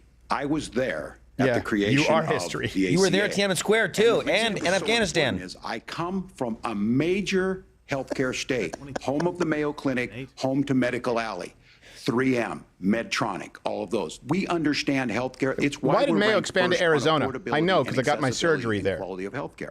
And so what I know is under Kamala Harris, more people are covered than they have before. And those of you listening, this is critical to you. Now, Donald Trump all Wait, I of a thought she sudden was vice wants president you. and it's not Go her back record. and remember this. He ran on the first thing he was going to do on day one was to repeal Obamacare. On day one, he tried to sign an executive order to repeal the ACA. He signed on to a lawsuit to repeal the ACA, but lost at the Supreme Court. And the end result was more affordable health care for people and actually for businesses. More businesses. Now, that would be an interesting stat. How many more businesses in the first 3 years of Donald Trump started providing health insurance, small businesses, to their employees? Guarantee you it's very high. Because my accountant said he had never seen the amount of hiring and the amount of benefits being created, ingrained into the company as those first 3 years. We did. Kamala Harris negotiated drug prices for the first time with Medicare. We have 10 drugs that will come online, the most common ones that'll be there. But look, this issue, and when Donald Trump said, I've got a concept of a plan, it cracked me up as a fourth grade teacher because my kids would Teach have your never drink, given but I'm me out. that. What Senator Vance just explained might be worse than a concept because what he explained is pre-Obamacare. And I'll make this as simple as possible because I have done this for a long time. What they're saying is, if you're Bring up the healthy, stats on why should Obamacare, you the be insurance paying more? premiums, and what So those they're rates gonna were. do is let Premiums and insurance deductibles, companies how high they went. pick who they insure, because guess what happens? You pay your premium, it's not much. They figure they're not going to have to pay out to you. But those of you a little older, gray, got cancer, you're going to get kicked out of it. That's why the system you'll didn't have to work. pay a little bit more Kamala because you're going to Harris need a will little bit protect more. and That's enhance insurance. You just the described ACA. socialism. It's the same reason life insurance is cheaper if you get it when you're young. You would protect people with pre-existing conditions or laid out that plan. Well, look, we currently have laws and regulations in place right now that protect people with pre-existing conditions. We want to keep those regulations in place, but we also want to make the health insurance marketplace function a little bit better. Now, what Governor Obamacare Walz just doubled said the cost is of individual actually health not insurance. true. A lot of Doubled. what happened and the reason that Obamacare was crushing under its own weight is that a lot of young and healthy people were leaving the exchanges. Exactly. Donald Trump actually helped And have them put all address this that in a problem, list at the end and so we he can go did through all so of in them. a way that preserved people's access to coverage who had pre-existing conditions. But again, something that these guys We already had do those is risk they pools. make a lot of claims about if Donald Trump becomes president, all of these terrible consequences are going to ensue. But in reality, Yes, that's what I Donald do. Trump was president. Inflation was low. Take-home pay was higher, and he saved the very program from a Democratic administration that was collapsing and would have collapsed absent his leadership. He did his job, which is govern in a bipartisan way and get results, not just complain about problems, but actually solve them. 1/3 Governor, primary did care enrollment doctors won't under take the new Affordable patients on Care Act go Medicaid up confirmed. under the Trump administration? It's higher now that we've seen it go up. Look, people are using it. The system works. And higher now the that question about you've this with been in young people, power. whatever, that's the individual mandate piece of this. And Republicans fought tooth and nail saying, well, Americans should be free to do this. Well, then So what you happens think the is individual mandate's a good idea? you shrink. I think the idea of making sure the risk pool is broad enough to cover everyone, that's the only way insurance works. When it They doesn't, applied a it tax fine to collapses. people who You didn't are get asking Obamacare. Had free risk ACA pools. They where we get already people did out. that. Look, people know that they need to be on health care.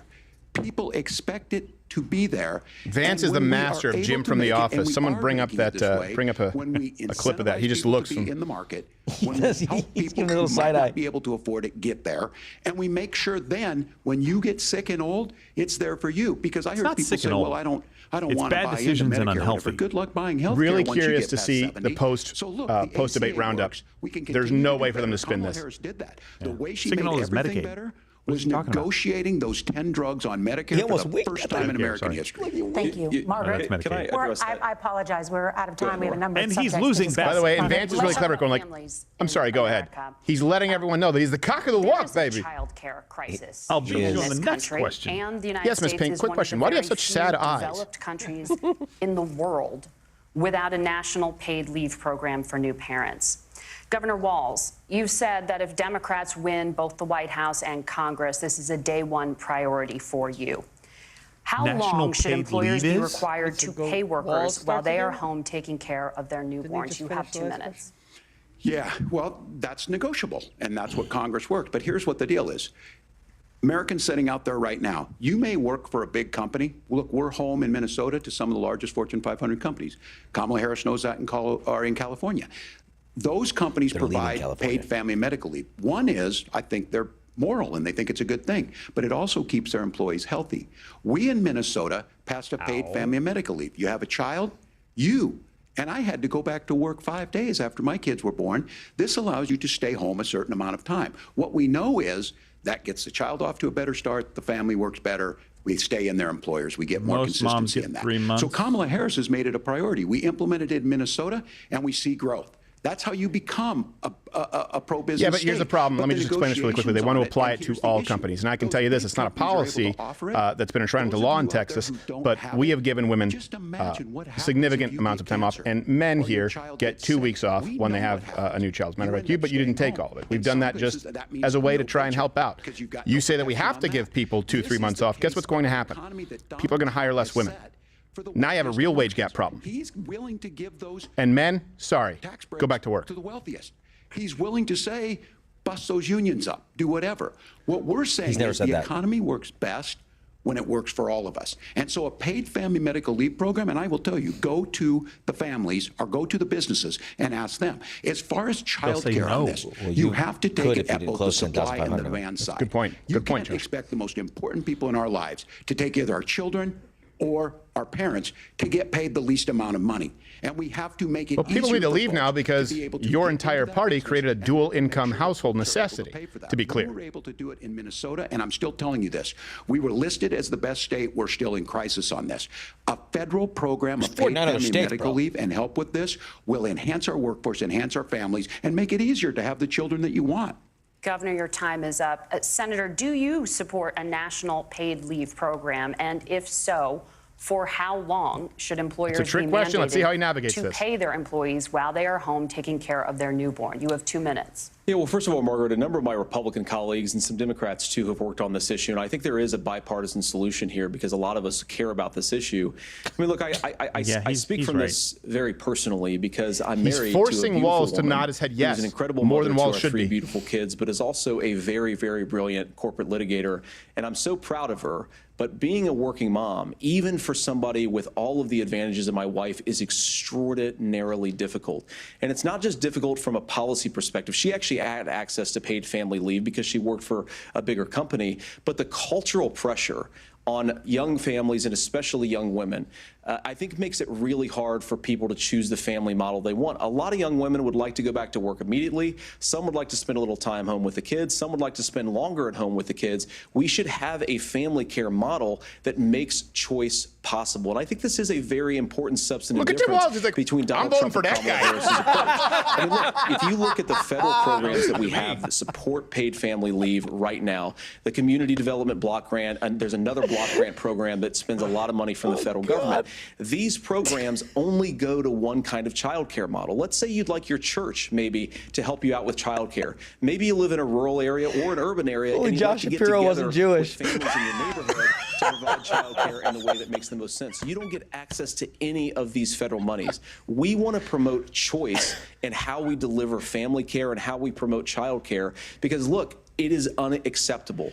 And, you know, of course, Tim and I have been on the campaign trail a lot the past 7 or 8 weeks. This is the one thing the media is going to fact check him on and say he didn't give a specific plan. People who feel like but they neither don't did Tim have Walz. options, like they're choosing between going to work or taking care for their kids. That is an incredible burden to put on American families. We're the only country that does it. I think we could do a heck of a lot better. Senator, thank you. I would say that was his weakest answer of the night. Vance, but still, light years. I mean, he still had Tim Walz agreeing with him. The Federal Reserve says parents will spend nearly as much on childcare as they do on housing each month. Or so more. I want to get your thoughts on this. President The answer Trump is in the question. recently said, Be a single income as much as household if childcare you is can. talked about as being expensive, There you go. It's relatively But speaking, they don't even not consider that very an option. expensive compared to the kinds of numbers we'll be taking in. Is President Trump committed to the $5,000 per child tax credit that you have described? You have 1 minute. Well, what President Trump said, Margaret, I just want to defend my running mate here a little bit, is that we're going to be taking in a lot of money by penalizing companies for shipping jobs overseas and penalizing countries who employ slave laborers and then ship their products back into our country and undercut the wages of American workers. It's the heart of the Donald Trump economic plan. Cut taxes for American workers and American families. Cut taxes for businesses that are hiring and building companies in the United States of America, but penalize companies and countries that are shipping jobs overseas. That's the heart of the economic proposal. And I think what President Trump is saying is that when we bring in this additional revenue with higher economic growth, we're going to be able to provide paid family leave, child care options that are viable and workable for a lot of American families. Can you clarify how that will solve the child care shortage?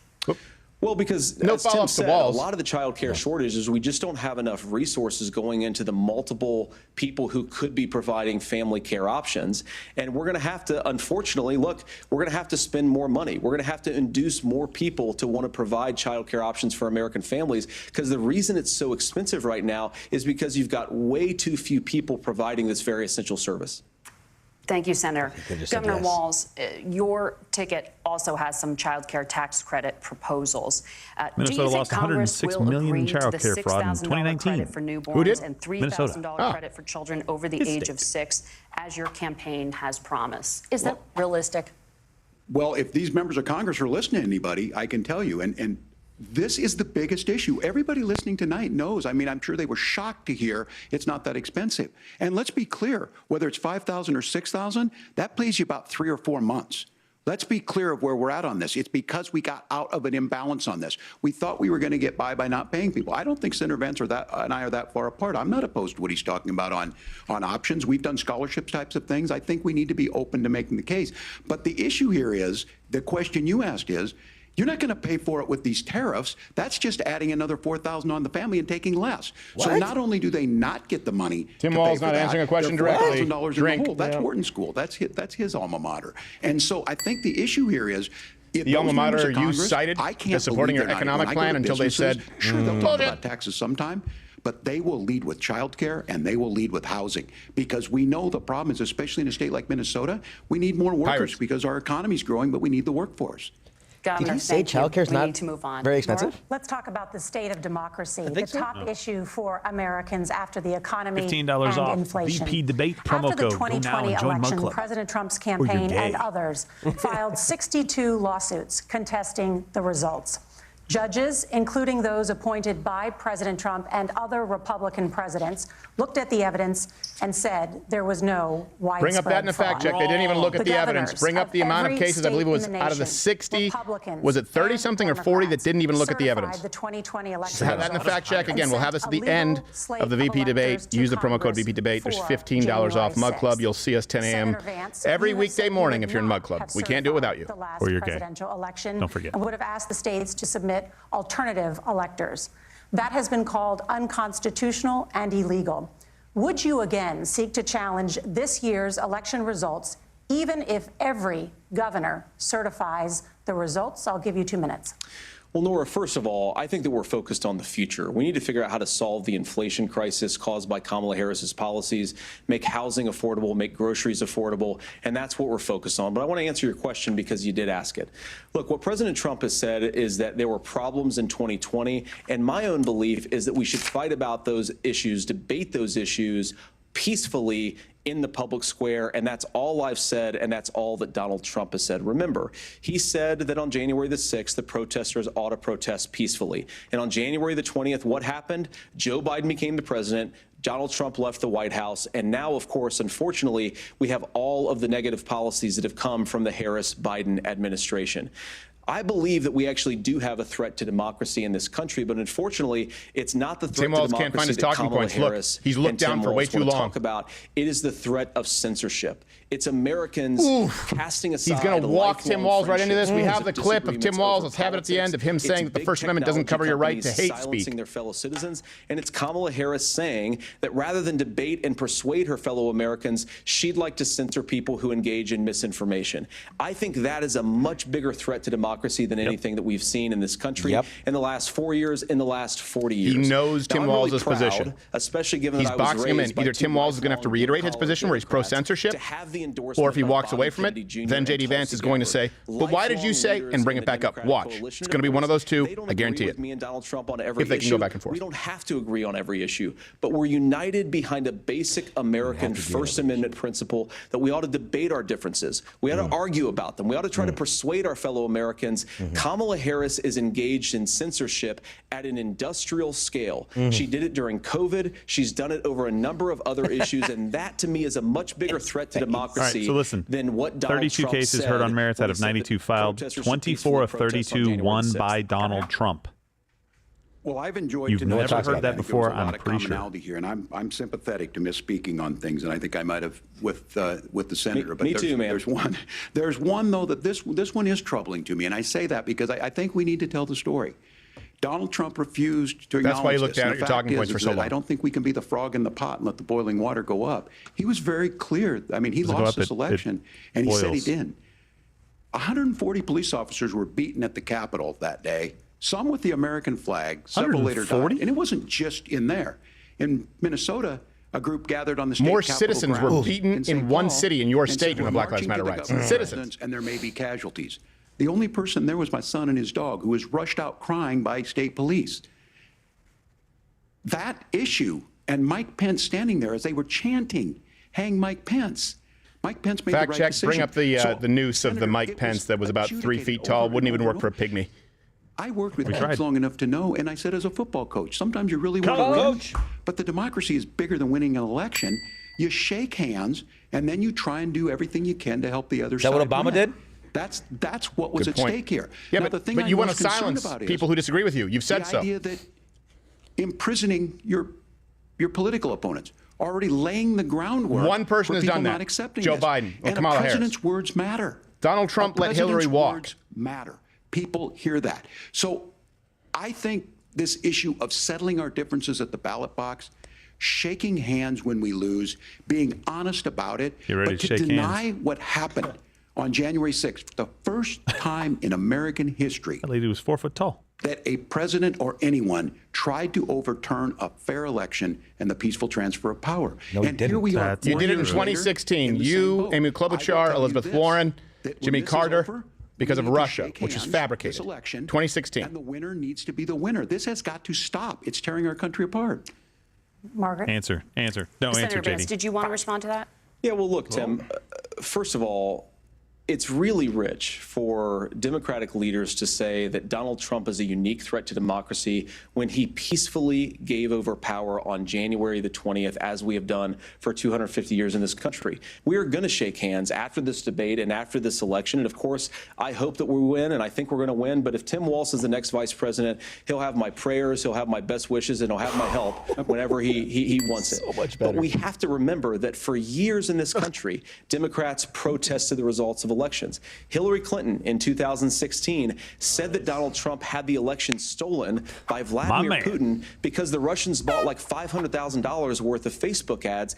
This has been going on for a long time. And if we want to say that we need to respect the results of the election, I'm on board. But if we want to Look at the say joy in that his Tim face. Walz is saying that this is just a problem that Republicans have had, I don't buy that. Governor. January 6th was not Facebook ads. And I think a revisionist history on this. Look, I don't understand how we got to this point. But the issue was BLM. that happened. It was the beginning. Donald Trump can do it. And all of us say there's no place I believe it was for a this. month It before, has 2 months before, they massive burned down a church repercussions. outside of the White This House, and idea they that tried there's to storm the White House Compromising gates. history. Threatening to kill someone, threatening to do something. That's not censorship. Censorship is book banning. We've seen that. We've seen that brought up. Porno books. I just Bring think up fact for check to the list. They everyone banned To Kill a tonight, Mockingbird and I'm gonna Adventures of Huckleberry Finn. Senator Vance, Republicans I think want to this is the ban conversation they pedophile wanted to pornography. hear. And I think there's a lot of agreement. This is We'll one have that it. we are miles Really apart big fact check at the end of this. This was a threat to our democracy in a way that we had not seen. And it manifested itself because of Donald Trump's inability to say. He is still saying he didn't lose the election. I would just ask that. Did he lose the 2020 So, Stacey election? Abrams. Tim, I'm focused on the future. Did Kamala Harris censor Americans from speaking their mind in the wake of the 2020 COVID situation? That is a damning non-answer. It's a damning non-answer for you to not talk about censorship. Obviously, Donald Trump and I trying to think get there into were the censorship problems in thing. 2020. We've talked about it. I'm happy to talk about it further. But you guys attack us for not believing in democracy. The most sacred right under the United States democracy is the First Amendment. You yourself have said there's no First Amendment right to misinformation. Kamala Harris wants to use the power of government and big tech to silence people from speaking their minds. That is a threat to democracy that will long outlive this present political moment. I would like Democrats and Republicans to both reject censorship. Let's persuade one another. Let's argue about ideas, and then let's come together afterwards. You can't yell fire in a crowded theater. Oh, shit. That's the test. That's The most- Supreme Court he has test. 2016 Tim, talking fire in a points. crowded theater. You guys wanted to kick people off of Facebook for saying that toddlers shouldn't Senator, wear the governor masks. does That's have the not floor. Fire in a crowded theater. That is criticizing the policies of the government, which is the right of every American. Senator, the governor does have the floor for 1 minute to respond to you. Yeah, well, I don't run Facebook. What I do know is, the governor does. Candidate out there who refused, and now again, and this I'm pretty shocked by this. He lost the election. This is not a debate. It's not. It's not anything anywhere other than Let me be really in clear. Donald Trump's world. You claim he Because lost look, the election, and he was Mike deplatformed by the made that exact decision same companies. to certify that Facebook at that election, point, Twitter, that's why YouTube, Mike Google, Pence isn't on this Apple, stage. all these places What I'm concerned that you about demanded is, where is deplatform the political opposition. firewall Can we be more clear about Donald that? Trump? We've been fighting against this Where since, is by the the way, firewall? 2011. If he You can see us knows, be demonetized back in 2016, the Vox Apocalypse. We know all about censorship. That's why we're on Rumble. If you're watching on YouTube, head on over to Rumble. It is a matter of policy that has been implemented through systemic pressure applied from the Democrat Party. Mark Zuckerberg admitted it. Elon Musk, now that he has Twitter, has admitted it. YouTube admitted it to us. We've provided you with the receipts. And they've tried to do it to Rumble. And CEO Chris Pavlovsky of Rumble has told you and provided receipts. At every turn, they want to silence voices of dissent. Time is up. Thank you, gentlemen. We will be right back with both of our candidates. The CBS News vice presidential debate continues. All right, really quickly, we're going to be back in just 2 minutes. I'm going to make sure that we have this live fact check here at the end of this, kind of like an ombudsman, because boy, has this been a night. It's been a doozy. I'd love to see the results of that poll. I think this is the best debate performance I've ever seen from someone on either side of the aisle, from J.D. Vance. Before we come right back, right now we do have, because we were asked who would be the best press secretary for Donald Trump.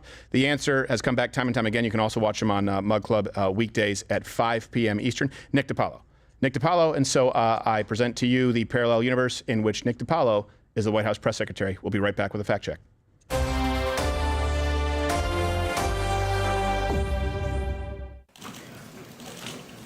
Good afternoon. I'm the press secretary to the president. Got all your lies and smears lined up, I bet? I can smoke in here, right? I thought I could. Anybody got a problem with it? Talk to the president. Any questions? How does this administration... Could you speak up, bitch? How does this administration try to revamp its image? Revamp its image? Why would it want to revamp its image? We have the greatest economy in the history of the country. I mean, even black people were working. Why would we want to revamp that? What else did we do good? Pretty much everything. We were building a wall. Not the Z-brick one you guys are going to put up. Yeah, so there's no revamping. We're very proud of what we did in those 4 years, especially on January 6th. Anyways.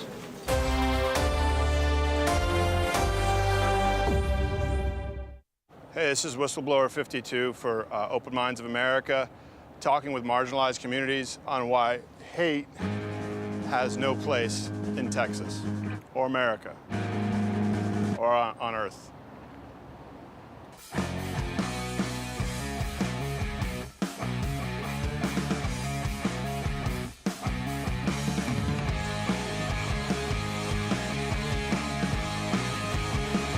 Do you think that has any place in the city here? That kind of hate? You see, can you believe this? You don't think it should be taken down in the city? They shouldn't allow this kind of hate? I find it repulsive. We're from Newfoundland, we're from Canada, but we're Polish too. Like, they came over because of the Holocaust. So what was worse for them? Was it the Holocaust or Newfoundland? But you think it should be allowed to stay up? Yes, I think so. Yes, even though I find it repulsive. No, I want the city to take it down. Yeah, it's been there for a while too. Oh, it's been there for a while? Yeah. It does change my mind, so I kind of like it because it gets people talking.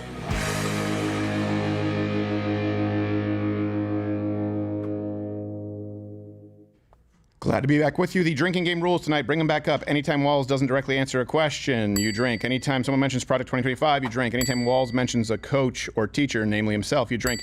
Anytime J.D. Vance goes beast mode, which has been pretty much every question, you drink. Finish your drink. Anytime the moderators gang up on Vance, the promo code is VP Debate. $15 off Mug Club. Talking of censorship, we've been fighting upstream against that for a very long time here.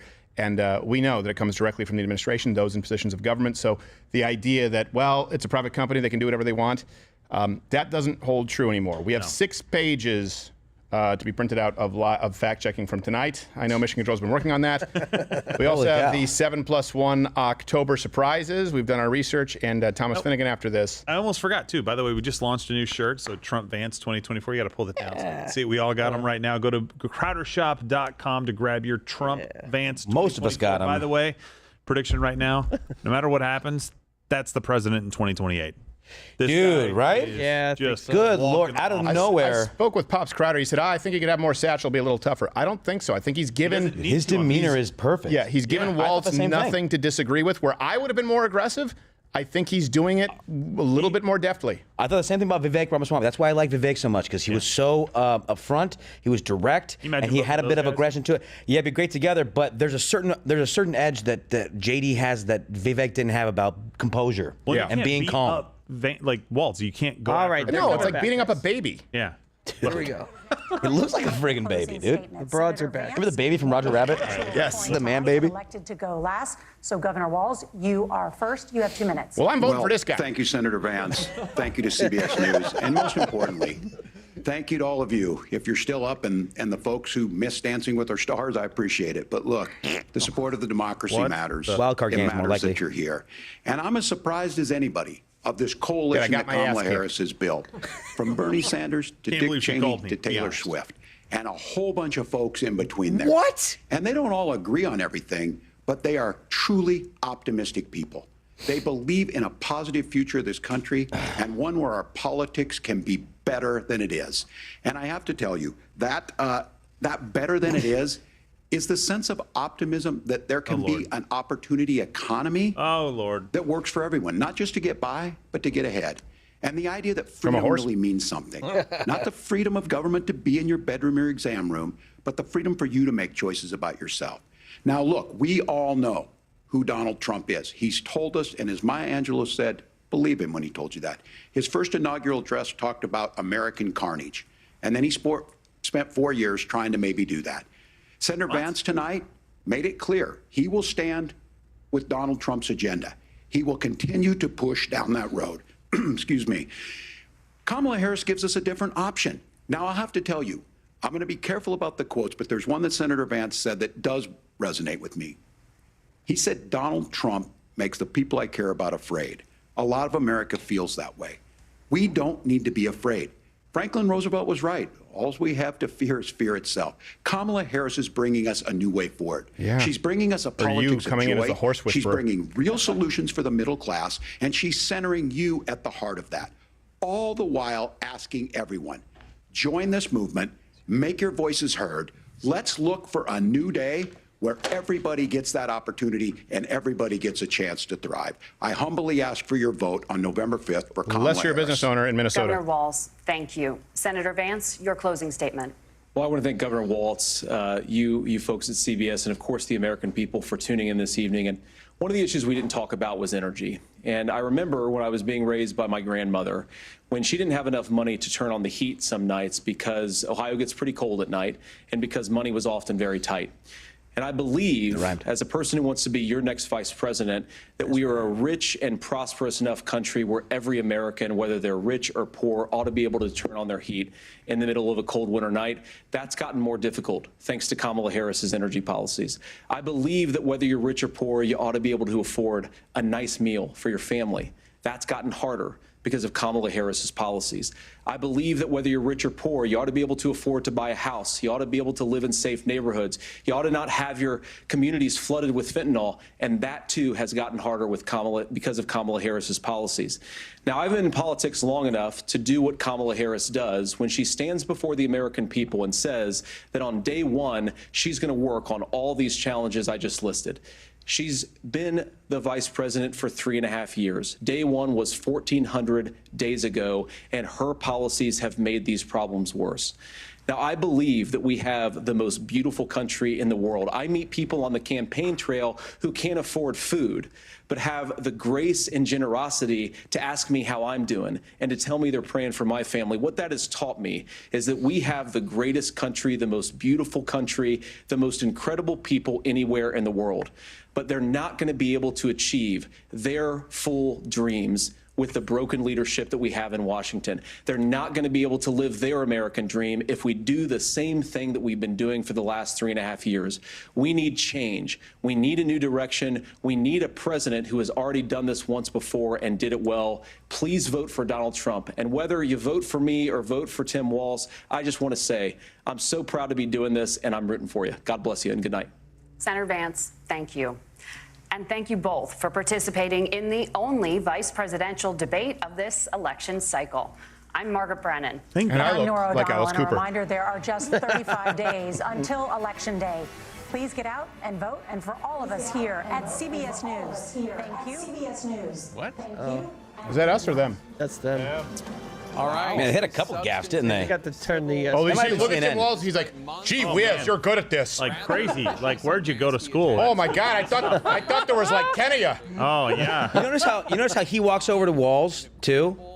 There's like I don't like to dive too deep. hey. I was like, I thought that was the. There's your October surprise. Oh my gosh, where'd you pick her up? She makes my wife look like crap. Hi, crazy guys. How you doing? Oh, that skin complexion and she's Whoa, showing hold on a her second. You can wear a dress? Bitch, why'd you wear a pantsuit? shoulders, huh? Okay. Supposed to be the coach's wife. You could put those cans out like you worked, like you did in college, working for Hooters. And you're a See what I lawyer? told you Well, about that perfect olive skin? She's getting the I tanning. told you. You know what's going on? It's just that Minnesota sun. You have that seasonal affective disorder. Is that why you won't blow me? No. No, Tim, it's because you have a boyfriend for that. She said, thanks for the cover, but he's really good. Yeah. She's like, oh, I didn't expect him to get trounced like that. Oh, man. Yeah, you can bring that in there. Lane, what's up, man? Brain. Thank you, sir. We have a fact check here. So many. Lane's so such a many loud to guy. go I could hear you through. laughing a Yeah, few you really times. were- 6 pages, huh? 6 pages. You're I having fun wasn't out joking. there. It's awesome. Attaboy. One thing I will say, and I want to go to CNN real quick, then we have Thomas Finnegan, our 7+1.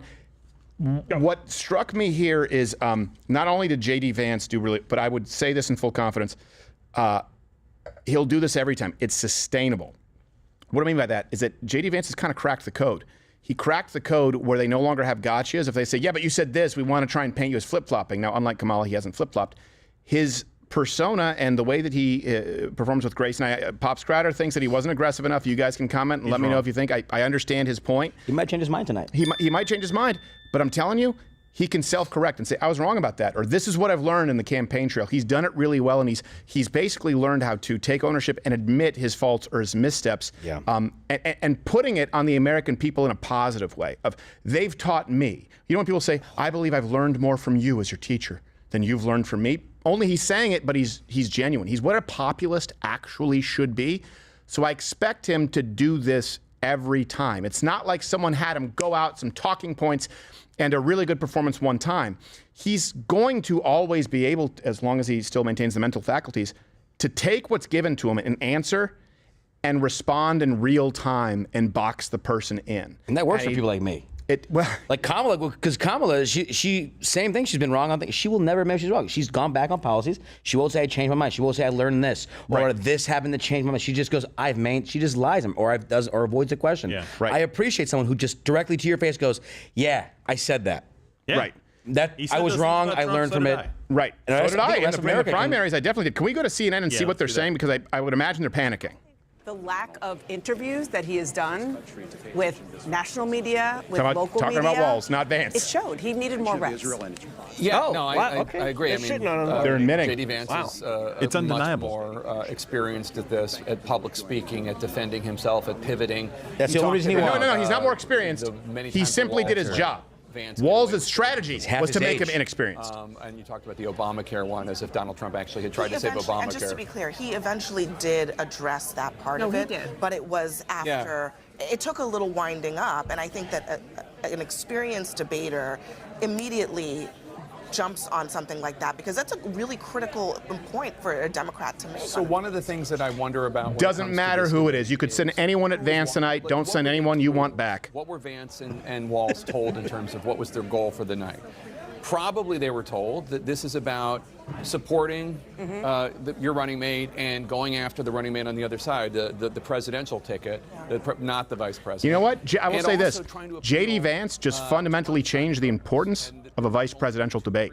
That's what I think actually happened tonight. But that's still a significant group when you have an election this razor thin. And they talked about margins are so lack of experience one of in the public things I speaking. thought is- I think that's horse crap because the dude was a first sergeant / wanted to call himself sergeant major, acting sergeant major. You have to talk to hundreds and thousands of people at times. Not to mention he was a teacher, he was a coach. You give pep speeches, you give lessons, you give lectures. He's been public speaking for 45 years. Right. That's older than J.D. Vance even has lived. Not to mention all the horses. Yeah, well, that's the one person. That he supports banning abortion nationally. Don't It was on spoil his it. Senate issues My page Italian before stallion. he was picked as Donald Trump's running mate. To hear J.D. Vance talk about that issue tonight, he expressed consternation with the Republican Party for not reaching out more, not talking to more people, wanting to provide more options for women. And yes, absolutely. Did Tim Walz? How are you going to try to spin it, go Jake? after him on that? That is what I'm. That's the part of the point is that you're actually explaining exactly what I think was missing on the debate stage. J.D. Vance has a record on abortion. And you didn't really hear about that. He didn't from do it Tim 3 times. Walz. It doesn't have to be lengthy, but you just didn't hear it. And secondly, J.D. Vance's job tonight was to launder Trumpism for middle class, for those undecided voters. And Speaking I of think laundering, how's that Ukraine bill? in large part, he was able to do that without getting a whole lot of pushback from Tim Walz on the stage. And maybe they're talking to different segments of that undecided pool, but No. Vance was talking to all of them tonight, sweetheart. do what he came to do, which is to take Trumpism She's and mad just 'cause he was talking to her. package it What up I in a meant different when way. I said rehab. I And don't necessarily there was not think much at the end of the pushback day, to it. though, Yeah. that what we saw is going to make a big difference at the top of the ticket. Sure. Yeah. Well, I Here's the mean, when thing. You don't listen need to make a J.D. big Vance difference describe because the I'm going to Trump bring this up years, for you guys really quick. low The inflation. recent polling, okay? Recent polling. These are the most recent polls, to be clear. Trump is ahead in all of them for all those doomsdayers out there who say don't vote, it's rigged anyway. These are only states that have had polls since October 1st, okay? North Carolina, Quinnipiac, Trump +1. Washington Post, Trump up 2. Emerson, Trump up 1. Insider Advantage, Trump up 1. That means the most recent 4 polls in North Carolina has Trump up within a margin of error. Georgia, Quinnipiac, +5 for Trump. Insider Advantage has it as a tie. Pennsylvania, Emerson has it as a tie. Trafalgar has it as Trump +3. Wow. That's outside the margin of error. Arizona, Emerson has Trump +3. Insider Advantage, Trump +1. These are the only states, swing states, that have polling available here basically within the last 24 to 48 hours. So this could be enough. This absolutely, and here's also why, because these are the only 2 people who the American population at large have not seen. So they're tuning in to say, maybe you guys can fill in the gaps. I think that's what the VP debate is going to become going forward. It used to just be, okay, let's see who's better on their feet. Let's see if they made a mistake. That's really a VP debate could only hurt you. Let's see if McCain made a mistake with Palin, right? Let's see if Mike Pence is a mistake. In this case, I think going forward, the VP debate, especially when it's a close race, is going to be seen as the event that fills in the gaps. And J.D. Vance, I think, changed that quite a bit. You guys can comment what you think. I also would like to see if Mission Control has any other meltdowns, because I can't imagine that any reaction from the left has been positive at all tonight. I think what are you guys laughing about? Funny. It's like you're passing dirty notes. Oh, it's good. Show it. So Donald Trump just tweeted this out. Not friends with school shooters. not friends with school shooters. Right? We heard that, Yes. right? I became friends with school shooters. I think it was another one of his gaffes where he meant to say like victims or something, but still, that was a No, weird I thing didn't to say that. I said I'm friends with school shooters. I'm trying to give him the benefit of the doubt. Close to our Me, shirt. I made a mistake. I made a bad. Big grammar mistake. I'm sorry, our shirt on our merch site, Trump Vance 24. You see the sign he put up? I was like, is that our lawn sign that we put up? Because we have the shirts on crowderstop.com right now. Thank you, Donald Trump, for the plug, I think. Let's see CNN panel right now. Anderson Cooper is soiling his panties. Made a difference. Yes, I think guy's miserable. that is absolutely true, and I thought his first answer on the situation in the Middle East was probably one of his weakest answers. He closed strong, without a question, and on those he name dropped, that's why. On those questions of abortion, the Affordable Care Act, and of course the end on democracy, I think he did very, very well. According to the recent people poll, are shooting Donald me Trump numbers favored from on protecting dial groups democracy. across the way, and pretty surprisingly to me, they PIAC. basically said it was more of a draw. One thing should be noted. That's the best they'll give. That's the best they'll give. We discussed before the debate, there are two J.D. Vances. Yeah, that's also There's the a draw. J.D. That's also Vance how that Tim Walz referred to Tiananmen Square. I don't know. I call it a draw.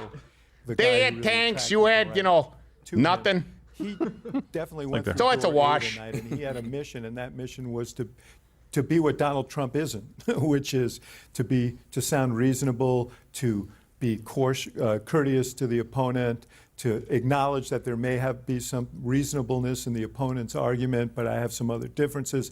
I mean, it was really. I will say, I think Van Jones is going to be objective here. I think he's going to have to admit that Vance cleaned Tim Walz's clock. I'm very curious to see what Brian Van Jones says. I think it comes naturally to Walz. I think someone texted me and said, I wonder how many people in the country said, gee, I wish these could be the two candidates, because they were people who seemed to be having a reasonable discussion. Bottom line on this, I don't think it changes the race at all. It was an interesting night. Yeah, I don't think it changes the race. I think you're in for a rude awakening. I was struck by the fact that J.D. Vance is a significantly more eloquent Donald Trump. Watching that, I don't agree with J.D. Vance on quite a bit, but he speaks to MAGA in a way that he comes off as an incredibly effective communicator. Wait, hold on, Teen Mom's talking. That Donald Trump doesn't want to debate again because J.D. Vance did so well, and he's going to want the final kind of, the closing argument. But listen, J.D. Vance is a chameleon. There's multiple sides to him. It's one of his greatest political strengths. That's why he apologizes to people because he's wrong. This is the big mistake that Donald Trump has made. The fact that she was ever even within striking distance of the Trump cabinet whatsoever is embarrassing. There's nothing about her that is conservative or Republican. I mean, the only person less Republican who claims to have been one is Anna Navarro from her fat suit.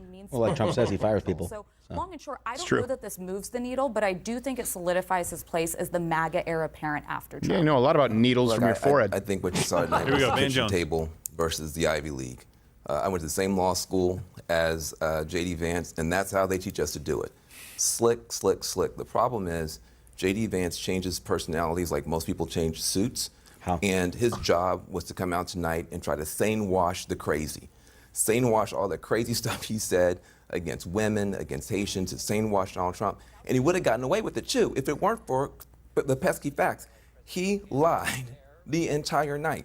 He lied about. By the way, most people only have 1 to 2 suits. He said it's down. He lied about health care. He said Donald Trump saved Obamacare. You Not have Van to be Jones. really I want to talk about that when you're done. He lied about the insurrection. He said we had a peaceful transfer of power.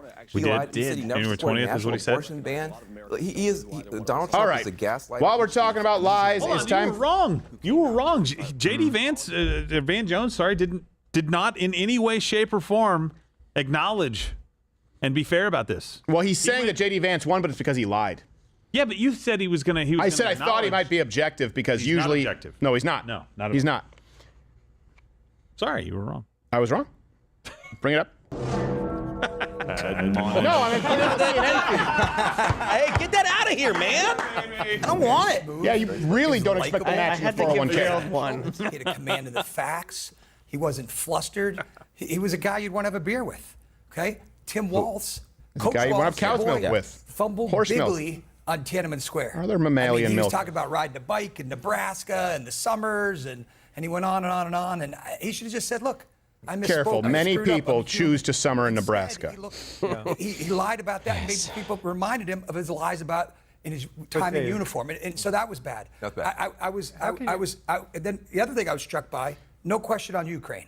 One of the biggest issues facing our country and the globe. That no question on Ukraine. I agree with that. They should have asked about was, that at least. Well, they technically did when they asked about the border bill. Right, my friend, You're right. I mean, it was like 4 times the amount of money to Ukraine than the border. So I don't know. You call it border bill when it's like 14 billion. I call it Ukraine bill when it's 60 to 70 billion. But that's me, Mr. Math. So let's go to. They're saying that J.D. Vance lied. Let's go to our live fact checking. I don't think we have a stinger. Do we? Do we have a fact check stinger? We have something. I can find one. All right. Well, we have 6 pages of fact checking. And of course, while he finds that, by the way, and they're still finishing up the fact check, let's, really quickly, because he's there actually down at the debate tonight, really quickly before we get to the fact check, let's go to our on-the-ground correspondent, Thomas Finnegan.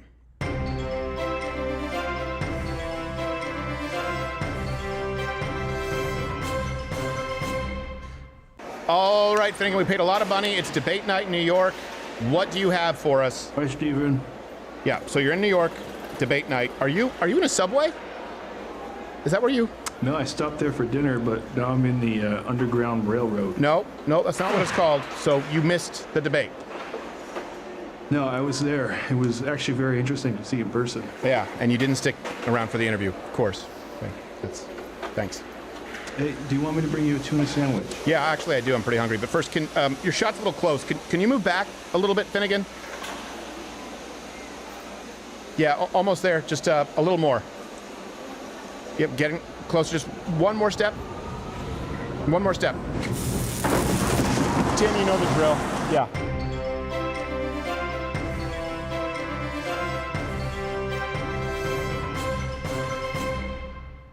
All right, he'll be okay. I hope. Gosh, I don't give a shit. He comes before back. we go to the live fact checking here. I just want to tell you guys something.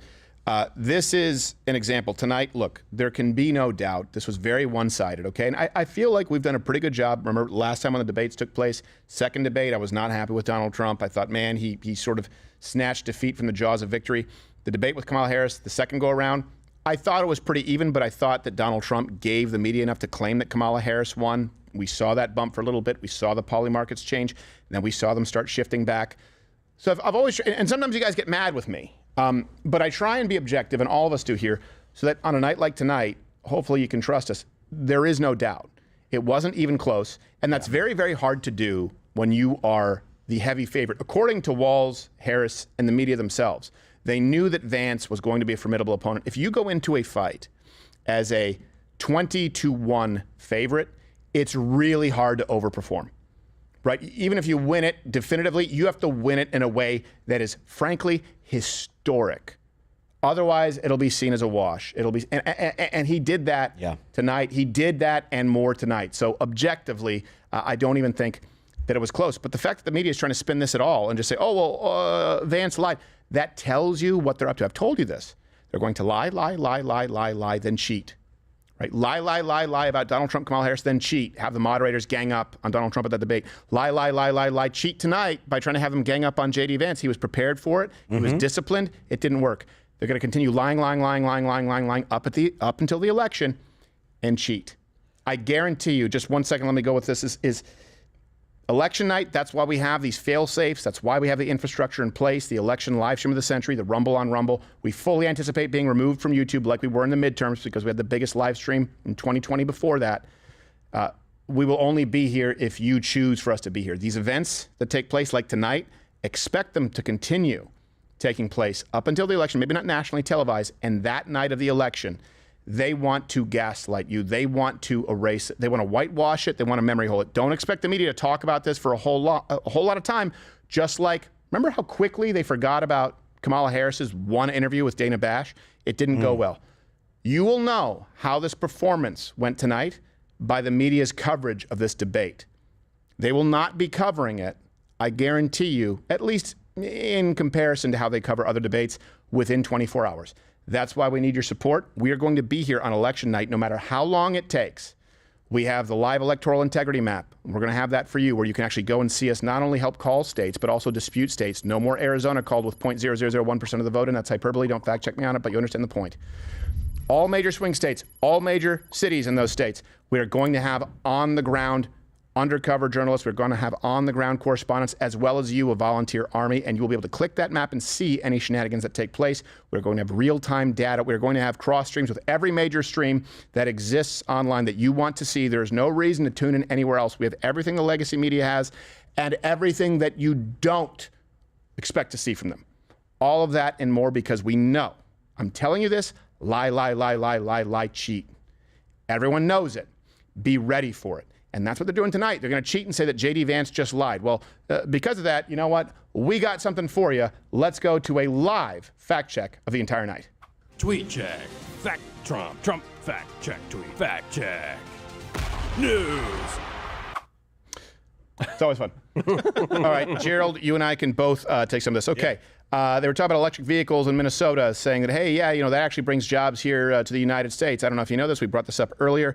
BYD is the largest electric vehicle manufacturer by a landslide. And, of course, that is a Chinese company, not to mention the batteries and the raw materials. Lithium mining is dirty. And, by the way, they're talking about a hurricane at the time, and he went to EVs. Yes, he went to EVs. Well, that's how you fix hurricanes. Well, they're talking about climate change technically, Electric but boats, still, it electric was boats. focused on Hurricane Helene. Do you want to know how you know I believe this? You can go back to 2011, where I went to the Cancun Climate Summit in Mexico and heard Ted Turner support China's one-child policy.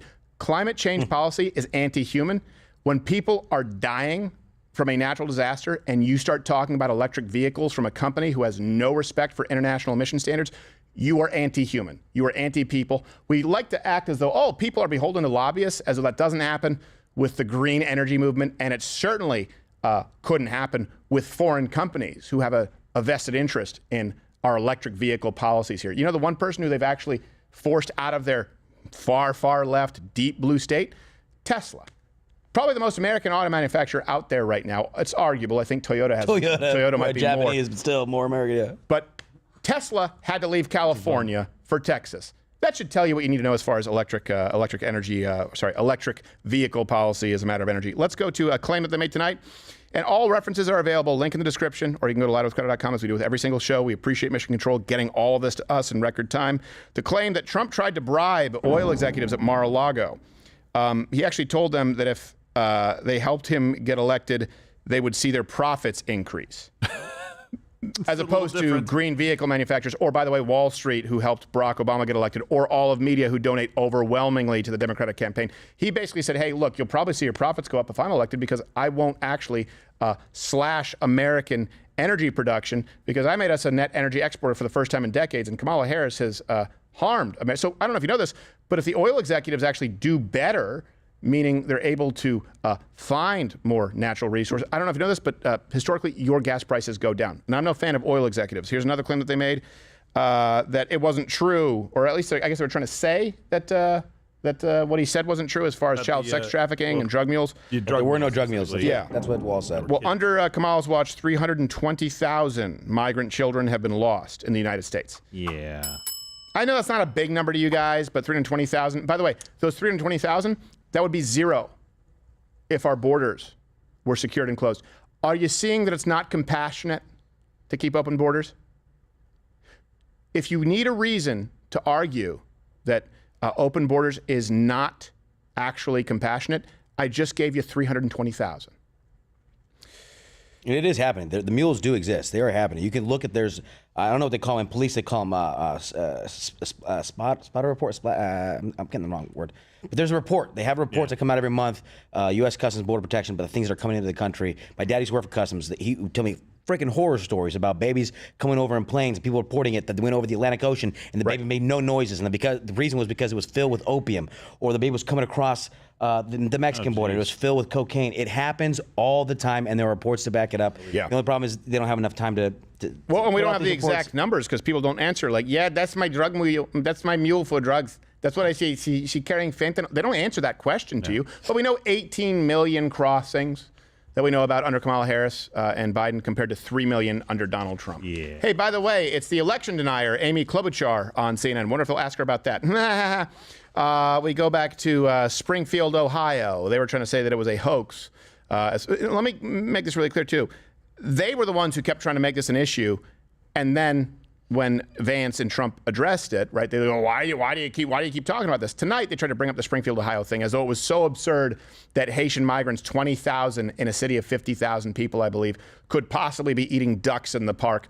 Or that, I don't know if you know this, there were 911 calls of local animals in parks and domestic animals going missing, but, that's neither here nor there. One thing that is not in debate is the bomb threats that, of course, Kamala Harris and Walz themselves have gone out and said, your rhetoric has resulted in bomb threats, which he tried to bring up tonight. The Ohio governor said 33 threats, 33 hoaxes. I want to make that very, very clear. None of these had any validity at all. They brought up the border bill, trying to say we had the most comprehensive border bill ever. Donald Trump was the one who killed it. In case you've forgotten, that $118 billion border bill, Ukraine got $60 billion, Israel $14 billion, and less than $15 billion for the border. I believe it was $10 billion. None for the wall. I just want to keep none for the wall. None for the wall. For the wall. It was like, if we have any money left over at the end of this thing, then we're going to do it. And also normalizing 4,999 illegals per day getting into the country. 5,000 is where we draw the line, though, and we have to have a pause. And that money went to expediting asylum claims that weren't real, or expediting citizenship that wasn't protecting them, like Haitians in Springfield, Ohio. You mean that the federal government can reduce the time that somebody has to file a claim from 7 years to get processed to 90 days by adding 1,500 people? No, and that's where they come up with. The Border Patrol supports this. No, they don't support the bill. What they supported was getting more employees. Yeah, there you go. That's the only thing they didn't support your policies. They didn't support the bill. Yeah. They supported having more manpower. Here's another claim that they made, and again, all references available at louderwithcutter.com, as we do every single show. If you don't watch weekday mornings at 10 a.m. Eastern, what are you doing with your life? You're gay. The claim that Kamala created 800,000 new manufacturing jobs, and I believe that we actually have a clip of this. It's clip manufacture Kamala. This claim was made tonight. Do you have that, tool man? Let me. If you don't have it, then maybe Noodles has it. But I have it here in my breakdown. Clip manufacture Kamala. The claim that they made that Kamala Harris created 800,000 new manufacturing jobs. Foreshadowing here, it's not true. But I'd like you to see them make. I don't have that clip. All right. Well, then, the truth is, this just says, created 800,000 manufacturing jobs. You remember it, right? No. You got it, yeah. No. Harris created 173,000 new manufacturing jobs. 592,000 were manufacturing jobs, by the way, that were just returning from COVID. That happened under Donald Trump. 414,000 of them happened under Donald Trump. 173,000 happened under Kamala Harris. Again, they try and tweak these numbers because there were 3 years of Donald Trump. Then there was COVID, which, if you want to know how COVID actually goes down, look to Minnesota and look how much worse off. Look to California. Yeah. Look to Michigan. Don't look to Texas and Florida. Look to those states. And Minnesota is a great example. You were locked down and you were paintballed if you left your house while rioters and looters were given space to destroy. So they always try and tweak those numbers and use that last year, which, by the way, was self-induced by the Democrat Party. 173 of the 592 returned under Kamala Harris compared to 173 of their total. 592 returned just from COVID. They're trying to claim. No, what I'm saying is 592 returned from COVID, but only 173 of those returned under Kamala Harris, as opposed to 414,000 returned under Donald Trump. I'm sorry, is Tim Walz currently buying pizza to cry into? Maybe. On CNN? What the hell is happening? Let me get a nice New York slice. So check cryingwhileeating.com. Yeah, I'm a regular person. Gerald, get the next one, the trade deficit one. Let's rapid fire. Under Donald Trump created $418 billion in 2018. Trump started the trade war in Q3 of 2018. By the next year, deficit reduced to 22.2% with China. Key fact. They hate tariffs. They're demonizing tariffs. Biden, Harris, they have not removed any Trump tariffs on China at all. The insulin one, I know, is one of your favorites. The insulin one, Donald Trump was the one who put a $35 cap in Part D 2020. And then the Biden Inflation Reduction Act, they tried to basically expand it, claim credit for it. But before the Biden Inflation Reduction Act, which included their component of insulin, it was already down to $33 average. Yeah. So it was already well below 35 because of the initiative from Donald Trump. They just said, put my name on there and take credit for it. And they talk about the insulin thing so much, but J.D. Vance pointed out tonight that no one on the fact check, he said that 7% lower was prescription drugs. 7% lower than it is. 7% higher, sorry. 7% higher now with Biden Harris, even though insulin's the only thing they want to talk about. And one thing that he did not want to talk about tonight was abortions at whatever point. That's a big one. Along the way, 9 states plus D.C., including Minnesota, do not have any gestational time period bans on abortion. And Vance brought up a really good point, hammered it, basically saying a bill would allow them to let a baby that's born alive, botched abortion, die I'll read. The bill strips out Minnesota's existing requirement that reasonable measures be taken to preserve the life and health of born alive infants, replacing it with a requirement for care, which the bill's author, Representative Tina Liebling, has described as mere comfort care. Under the new language, an infant could be denied life-saving care and allowed to die. Walz never answered that question. He said that's not what it does. Well, they want to focus on Donald Trump saying he might sign an abortion ban. Again, Donald Trump has already answered that at least half a dozen times. We've covered it. Directly. But he also posted directly on X. And was that tonight? Tonight. This is new. He said, okay, so this is new. So Donald Trump reiterated it. So if you want to say that Donald Trump is lying, okay, fine. There's nothing to indicate on the flip side of the coin that he would, sign a federal abortion ban, because he said many, many times no. He wrote, everyone knows I would not support a federal abortion ban under any circumstances, and would in fact veto it because it is up to the states to decide based on the will of their voters, the will of the people, exclamation mark. The people. Like Ronald Reagan before me, I fully support the three, and I believe he went on to say exceptions, which, by the way, I don't necessarily agree with him.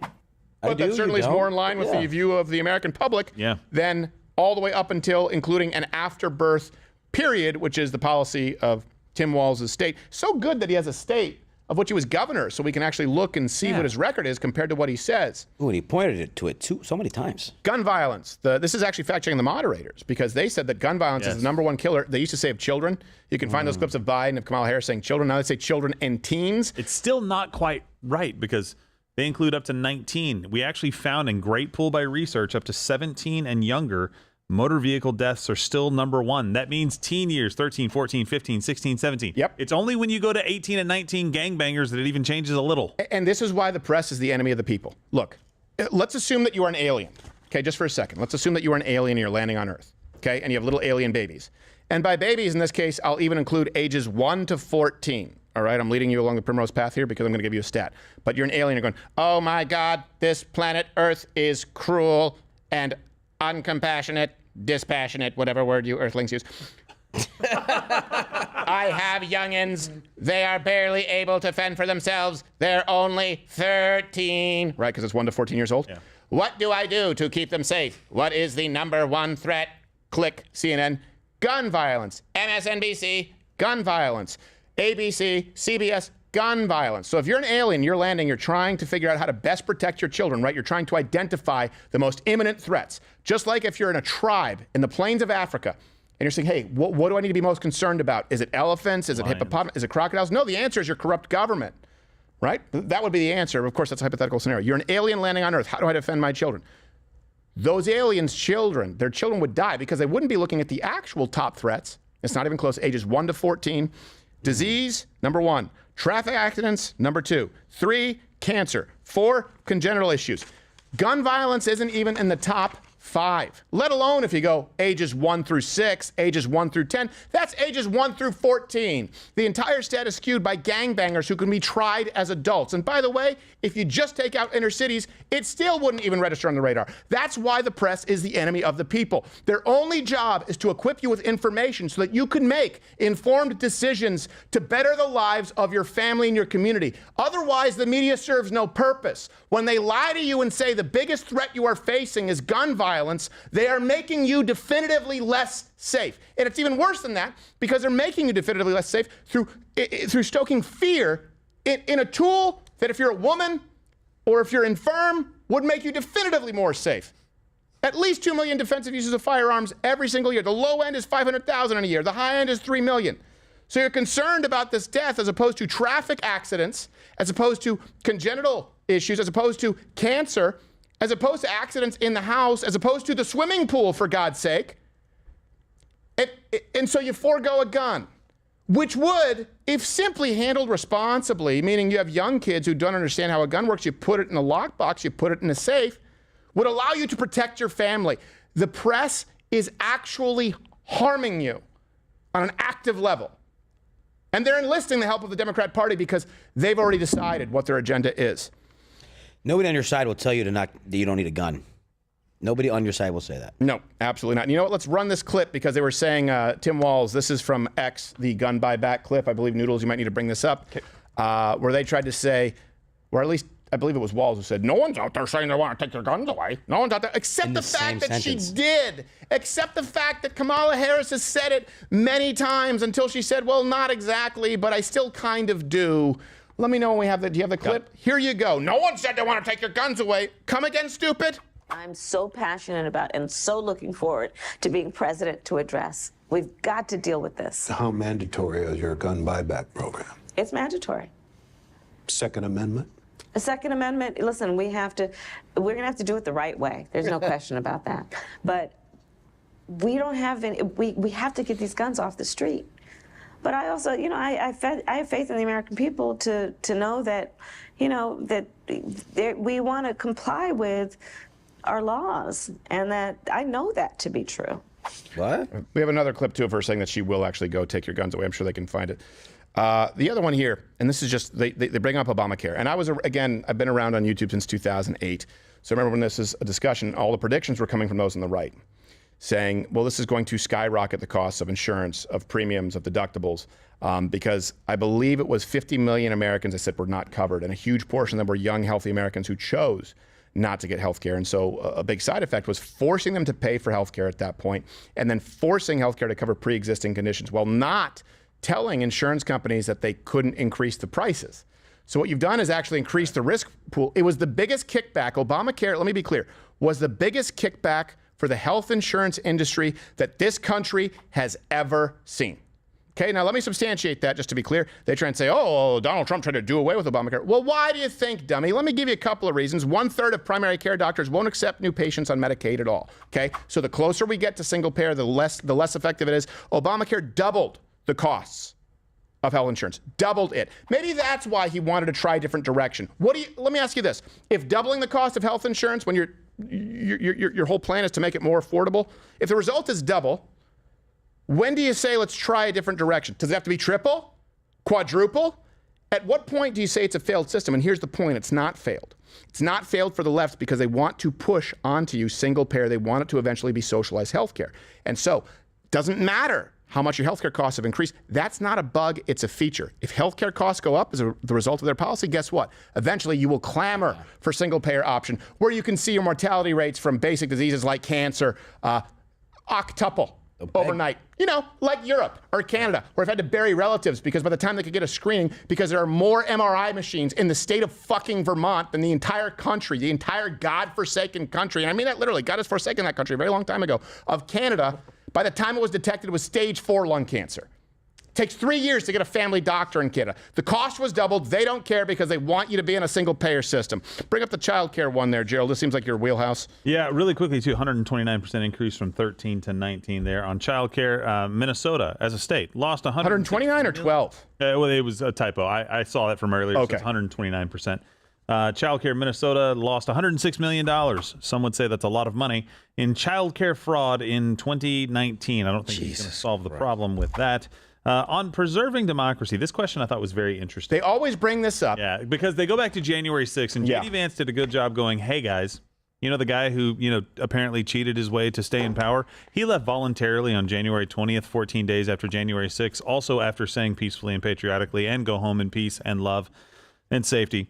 92 cases were filed. Wait, can we pause really quickly? Because they're doing the fact check on CNN, and I think we're already fact checking his fact checks. Do it. He looks like he's been doing cocaine. Take steps to make sure he's moving like it is getting from every state detailed after the fact anonymous data on abortion and miscarriage. The federal government already gets this data from almost every state on a voluntary basis. Project 2025 wants to make it mandatory for all states, but there's no pregnancy registration involved. Drinking game rules still in effect. Drink. Project 2025. Doesn't I'm out. to change that. And in fact, Tim Walz's own state of Minnesota already posts detailed after the fact He's actually anonymous checking abortion for Vance and on this. miscarriage data online on the state health department website. There is no pregnancy registration in Minnesota, of course. And I should also note that while the governor referred to their Project 2025, it is not an initiative of the Trump-Vance campaign itself, though it is, of course, also true that Trump and Vance have extensive and close ties to it. Now I want to look at a claim that Senator Vance made on his past position on abortion.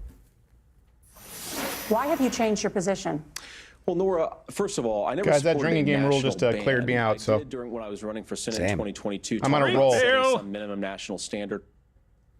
This is false. Before Senator Vance joined the Trump campaign and fell behind Trump's professed desire for a state-by-state approach to abortion, Vance did support a national abortion ban. He said that he changed his mind because his own constituents in Ohio voted against his position. He said, I learned from them. Fuck you, CNN. Sorry. No caveats there. He added that he was, quote, sympathetic No, I'm not to the sorry. view that Fuck a you. national ban was necessary to stop women from traveling You across changed state your mind? lines to obtain abortions. And he also said in Because his of my website during constituents. that Senate campaign that he was, quote, 100% pro-life, end quote, and that he favored eliminating abortion. These categorical words were on his website until Trump chose him as What are you nodding for, Anderson Cooper? Doesn't affect you. Butt babies aren't covered. This guy's basically saying he goes, Vance was anti-abortion completely until he sided with Trump. And Trump said he's not fully anti-abortion, but no, he is not fully anti-abortion. But it's not like a goal or a target. That was federal legislation, or the idea of it at least, that would have banned abortion at 15 weeks. And again, he was even more categorical. At 4 months. Before he was elected. Hey, undecided. Look, you can't reach the undecided people who vote with their pussies. I'm sorry. At 4 months. At what point are you expected to be responsible? Because, by the way, it still allows for, if there's the death of the mother, which could be a contributing or serious health complications. By the way, less than 1%, less than 0.5% of all abortions ever performed for medical necessity. So, what point do you have any responsibility? In other words, they're saying we don't want extreme measures. You think it's extreme to have a ban on 4 months. By the way, most European countries have it at 12 weeks. Okay? I'm sorry. I don't think we need to be. Do we need to be compassionate with women who've been miseducated? Yeah. With women who maybe don't know what abortion actually is? There is no woman in the United States of America who at 4 months doesn't realize that they have a baby growing inside of them. I don't want that vote. That's not the same as the woman at 6 weeks who doesn't understand what it is. Why are we catering to that? Let's shift that Overton window. Come on, can we all agree that, like Europe at 12 weeks, you should be a little responsible? And by the way, also the fathers. But that's not the voting block. If men decided the abortion issue, guess what? You'd have far fewer abortions. People say that's because of totalitarianism, but I don't know. There are a lot of men out there who would raise them willingly in a single father household. Men aren't the monsters you've made us out to be. I would argue the monster is right in front of you. The call is coming from inside the house because women are willing to hold this country hostage, a subset of women who think that it is still a gross violation of their rights to kill a baby at 4 months. I won't go along with it. It's not radical, say, a federal abortion ban at 15 weeks, just like I don't think it's radical for socialist countries in Europe to say there's a ban at 12 weeks. Shut up. Shut up. You don't know you're pregnant at 15 weeks? I would argue that most men would assume a day after having unprotected sex that would is pregnant and will try everything to get her. Yes, they're paranoid about it, in fact. Yeah, dude, how many times when you were younger did you go, oh, crap, how would I put the condom on late? Oh, my God. I'm going to be a dad. Meanwhile, 4 months later, what? I'm pregnant? I told you that. Well, it'd be hard to know if, like, a 900-pound life stars notwithstanding. Different. I just thought the dry hump is something you did for fun. What's that accent? I don't know. I don't know. I sound like Percy from Green Mile. I didn't know the sponge was supposed to be wet. 4 months. I mean, I know people. There you go. I'm a fascist, sexist male. Yep. I think that at 4 months you should be able to tell. You should be able to tell if you're pregnant or not. I think at 4 months it's too late. Go ahead. Comment below. My fascist, paint me that way. I don't care. Go ahead, Gerald. Sometimes you miss a period 4 times. I don't think you're a fascist. Don't make people think that I think you're a fascist for having that idea. Preserving democracy. This is something. Remember this. Oh, wait, hold on a second. You didn't finish the cases. The cases of Donald Trump. They said contesting the election. Democracy. Okay, sorry. Go ahead. 90. Remember this. Fired up. Remember this when somebody brings this up again. 92 cases were filed. Only 32 heard on merits. 24 of the 32 decided in Trump's favor. What happened with that? That is significant. Quinnipiac poll recently on preserving democracy in the United States. Georgia, 49% Trump, 47 Harris. North Carolina, 49% Trump, 48 Harris. Donald Trump is winning in this category. Why keep asking the question, ABC? I think I know. And you know what? It begs the question. We know why CBS. people may think Trump is a threat to democracy if they bought the lies that the media has sold. The media has never sold anyone the bill of goods that Harris is a threat to democracy, which means in spite of the media, more Americans think that Harris is a threat to democracy. Ask yourself, why is that? Why is that? And if the media was unbiased, would we ever have an election that's even close? I've said this many times. With the media and big tech, by the way, in the current state that it's in, I'm amazed that any Republican wins ever. If the media actually was unbiased, I'd be shocked if a Democrat won ever.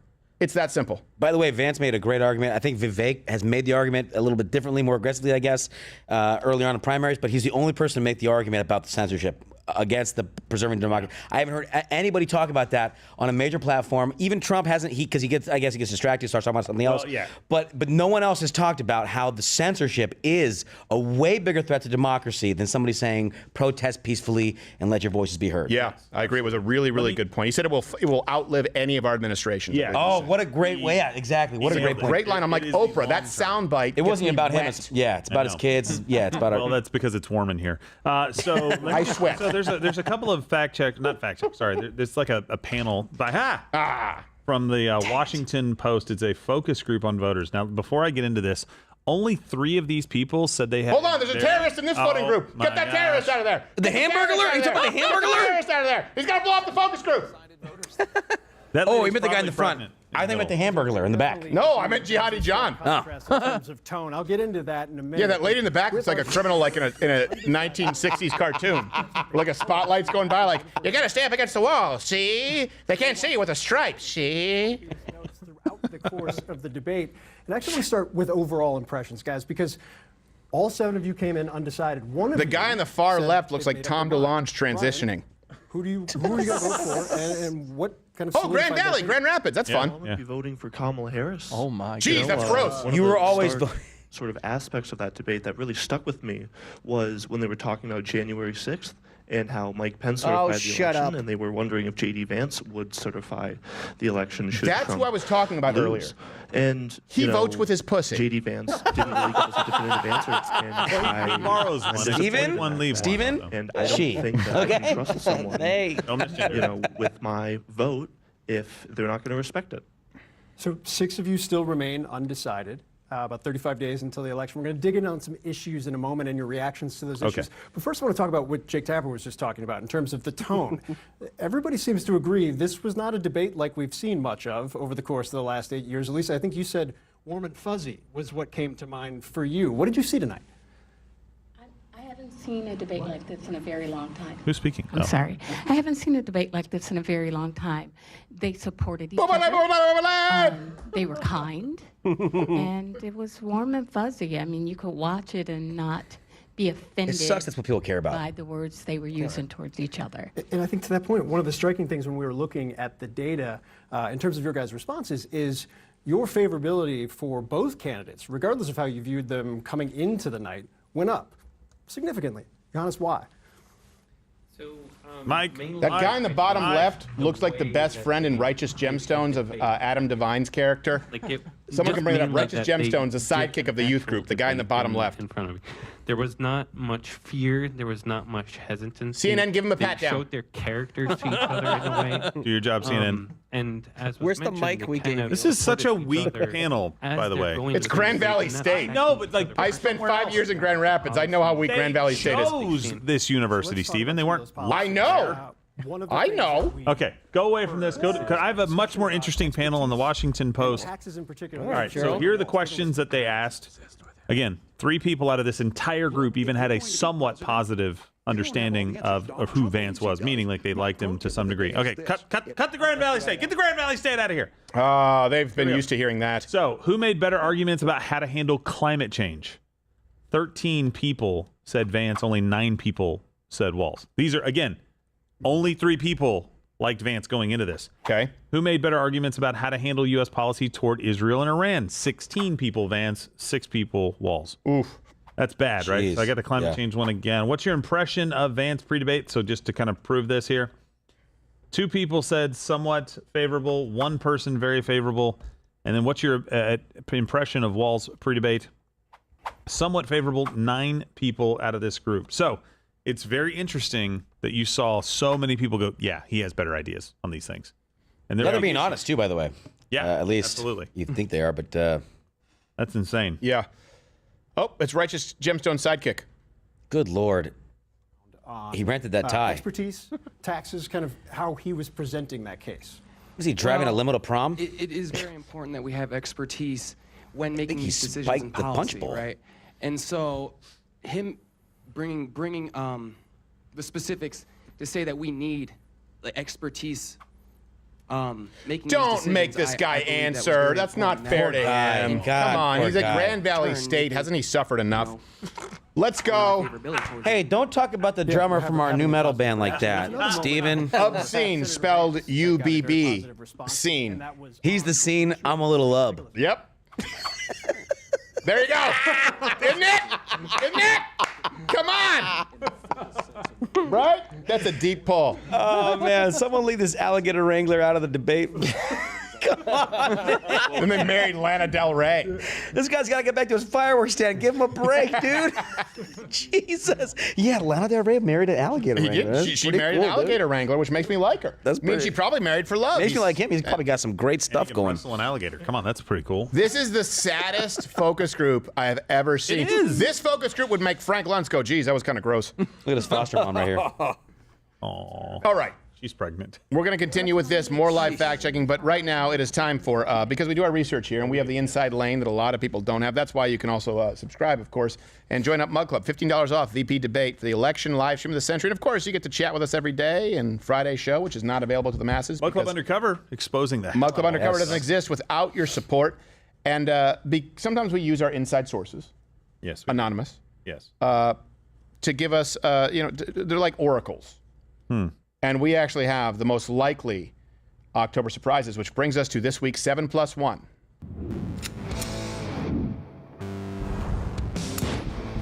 You forgot the one in the chamber.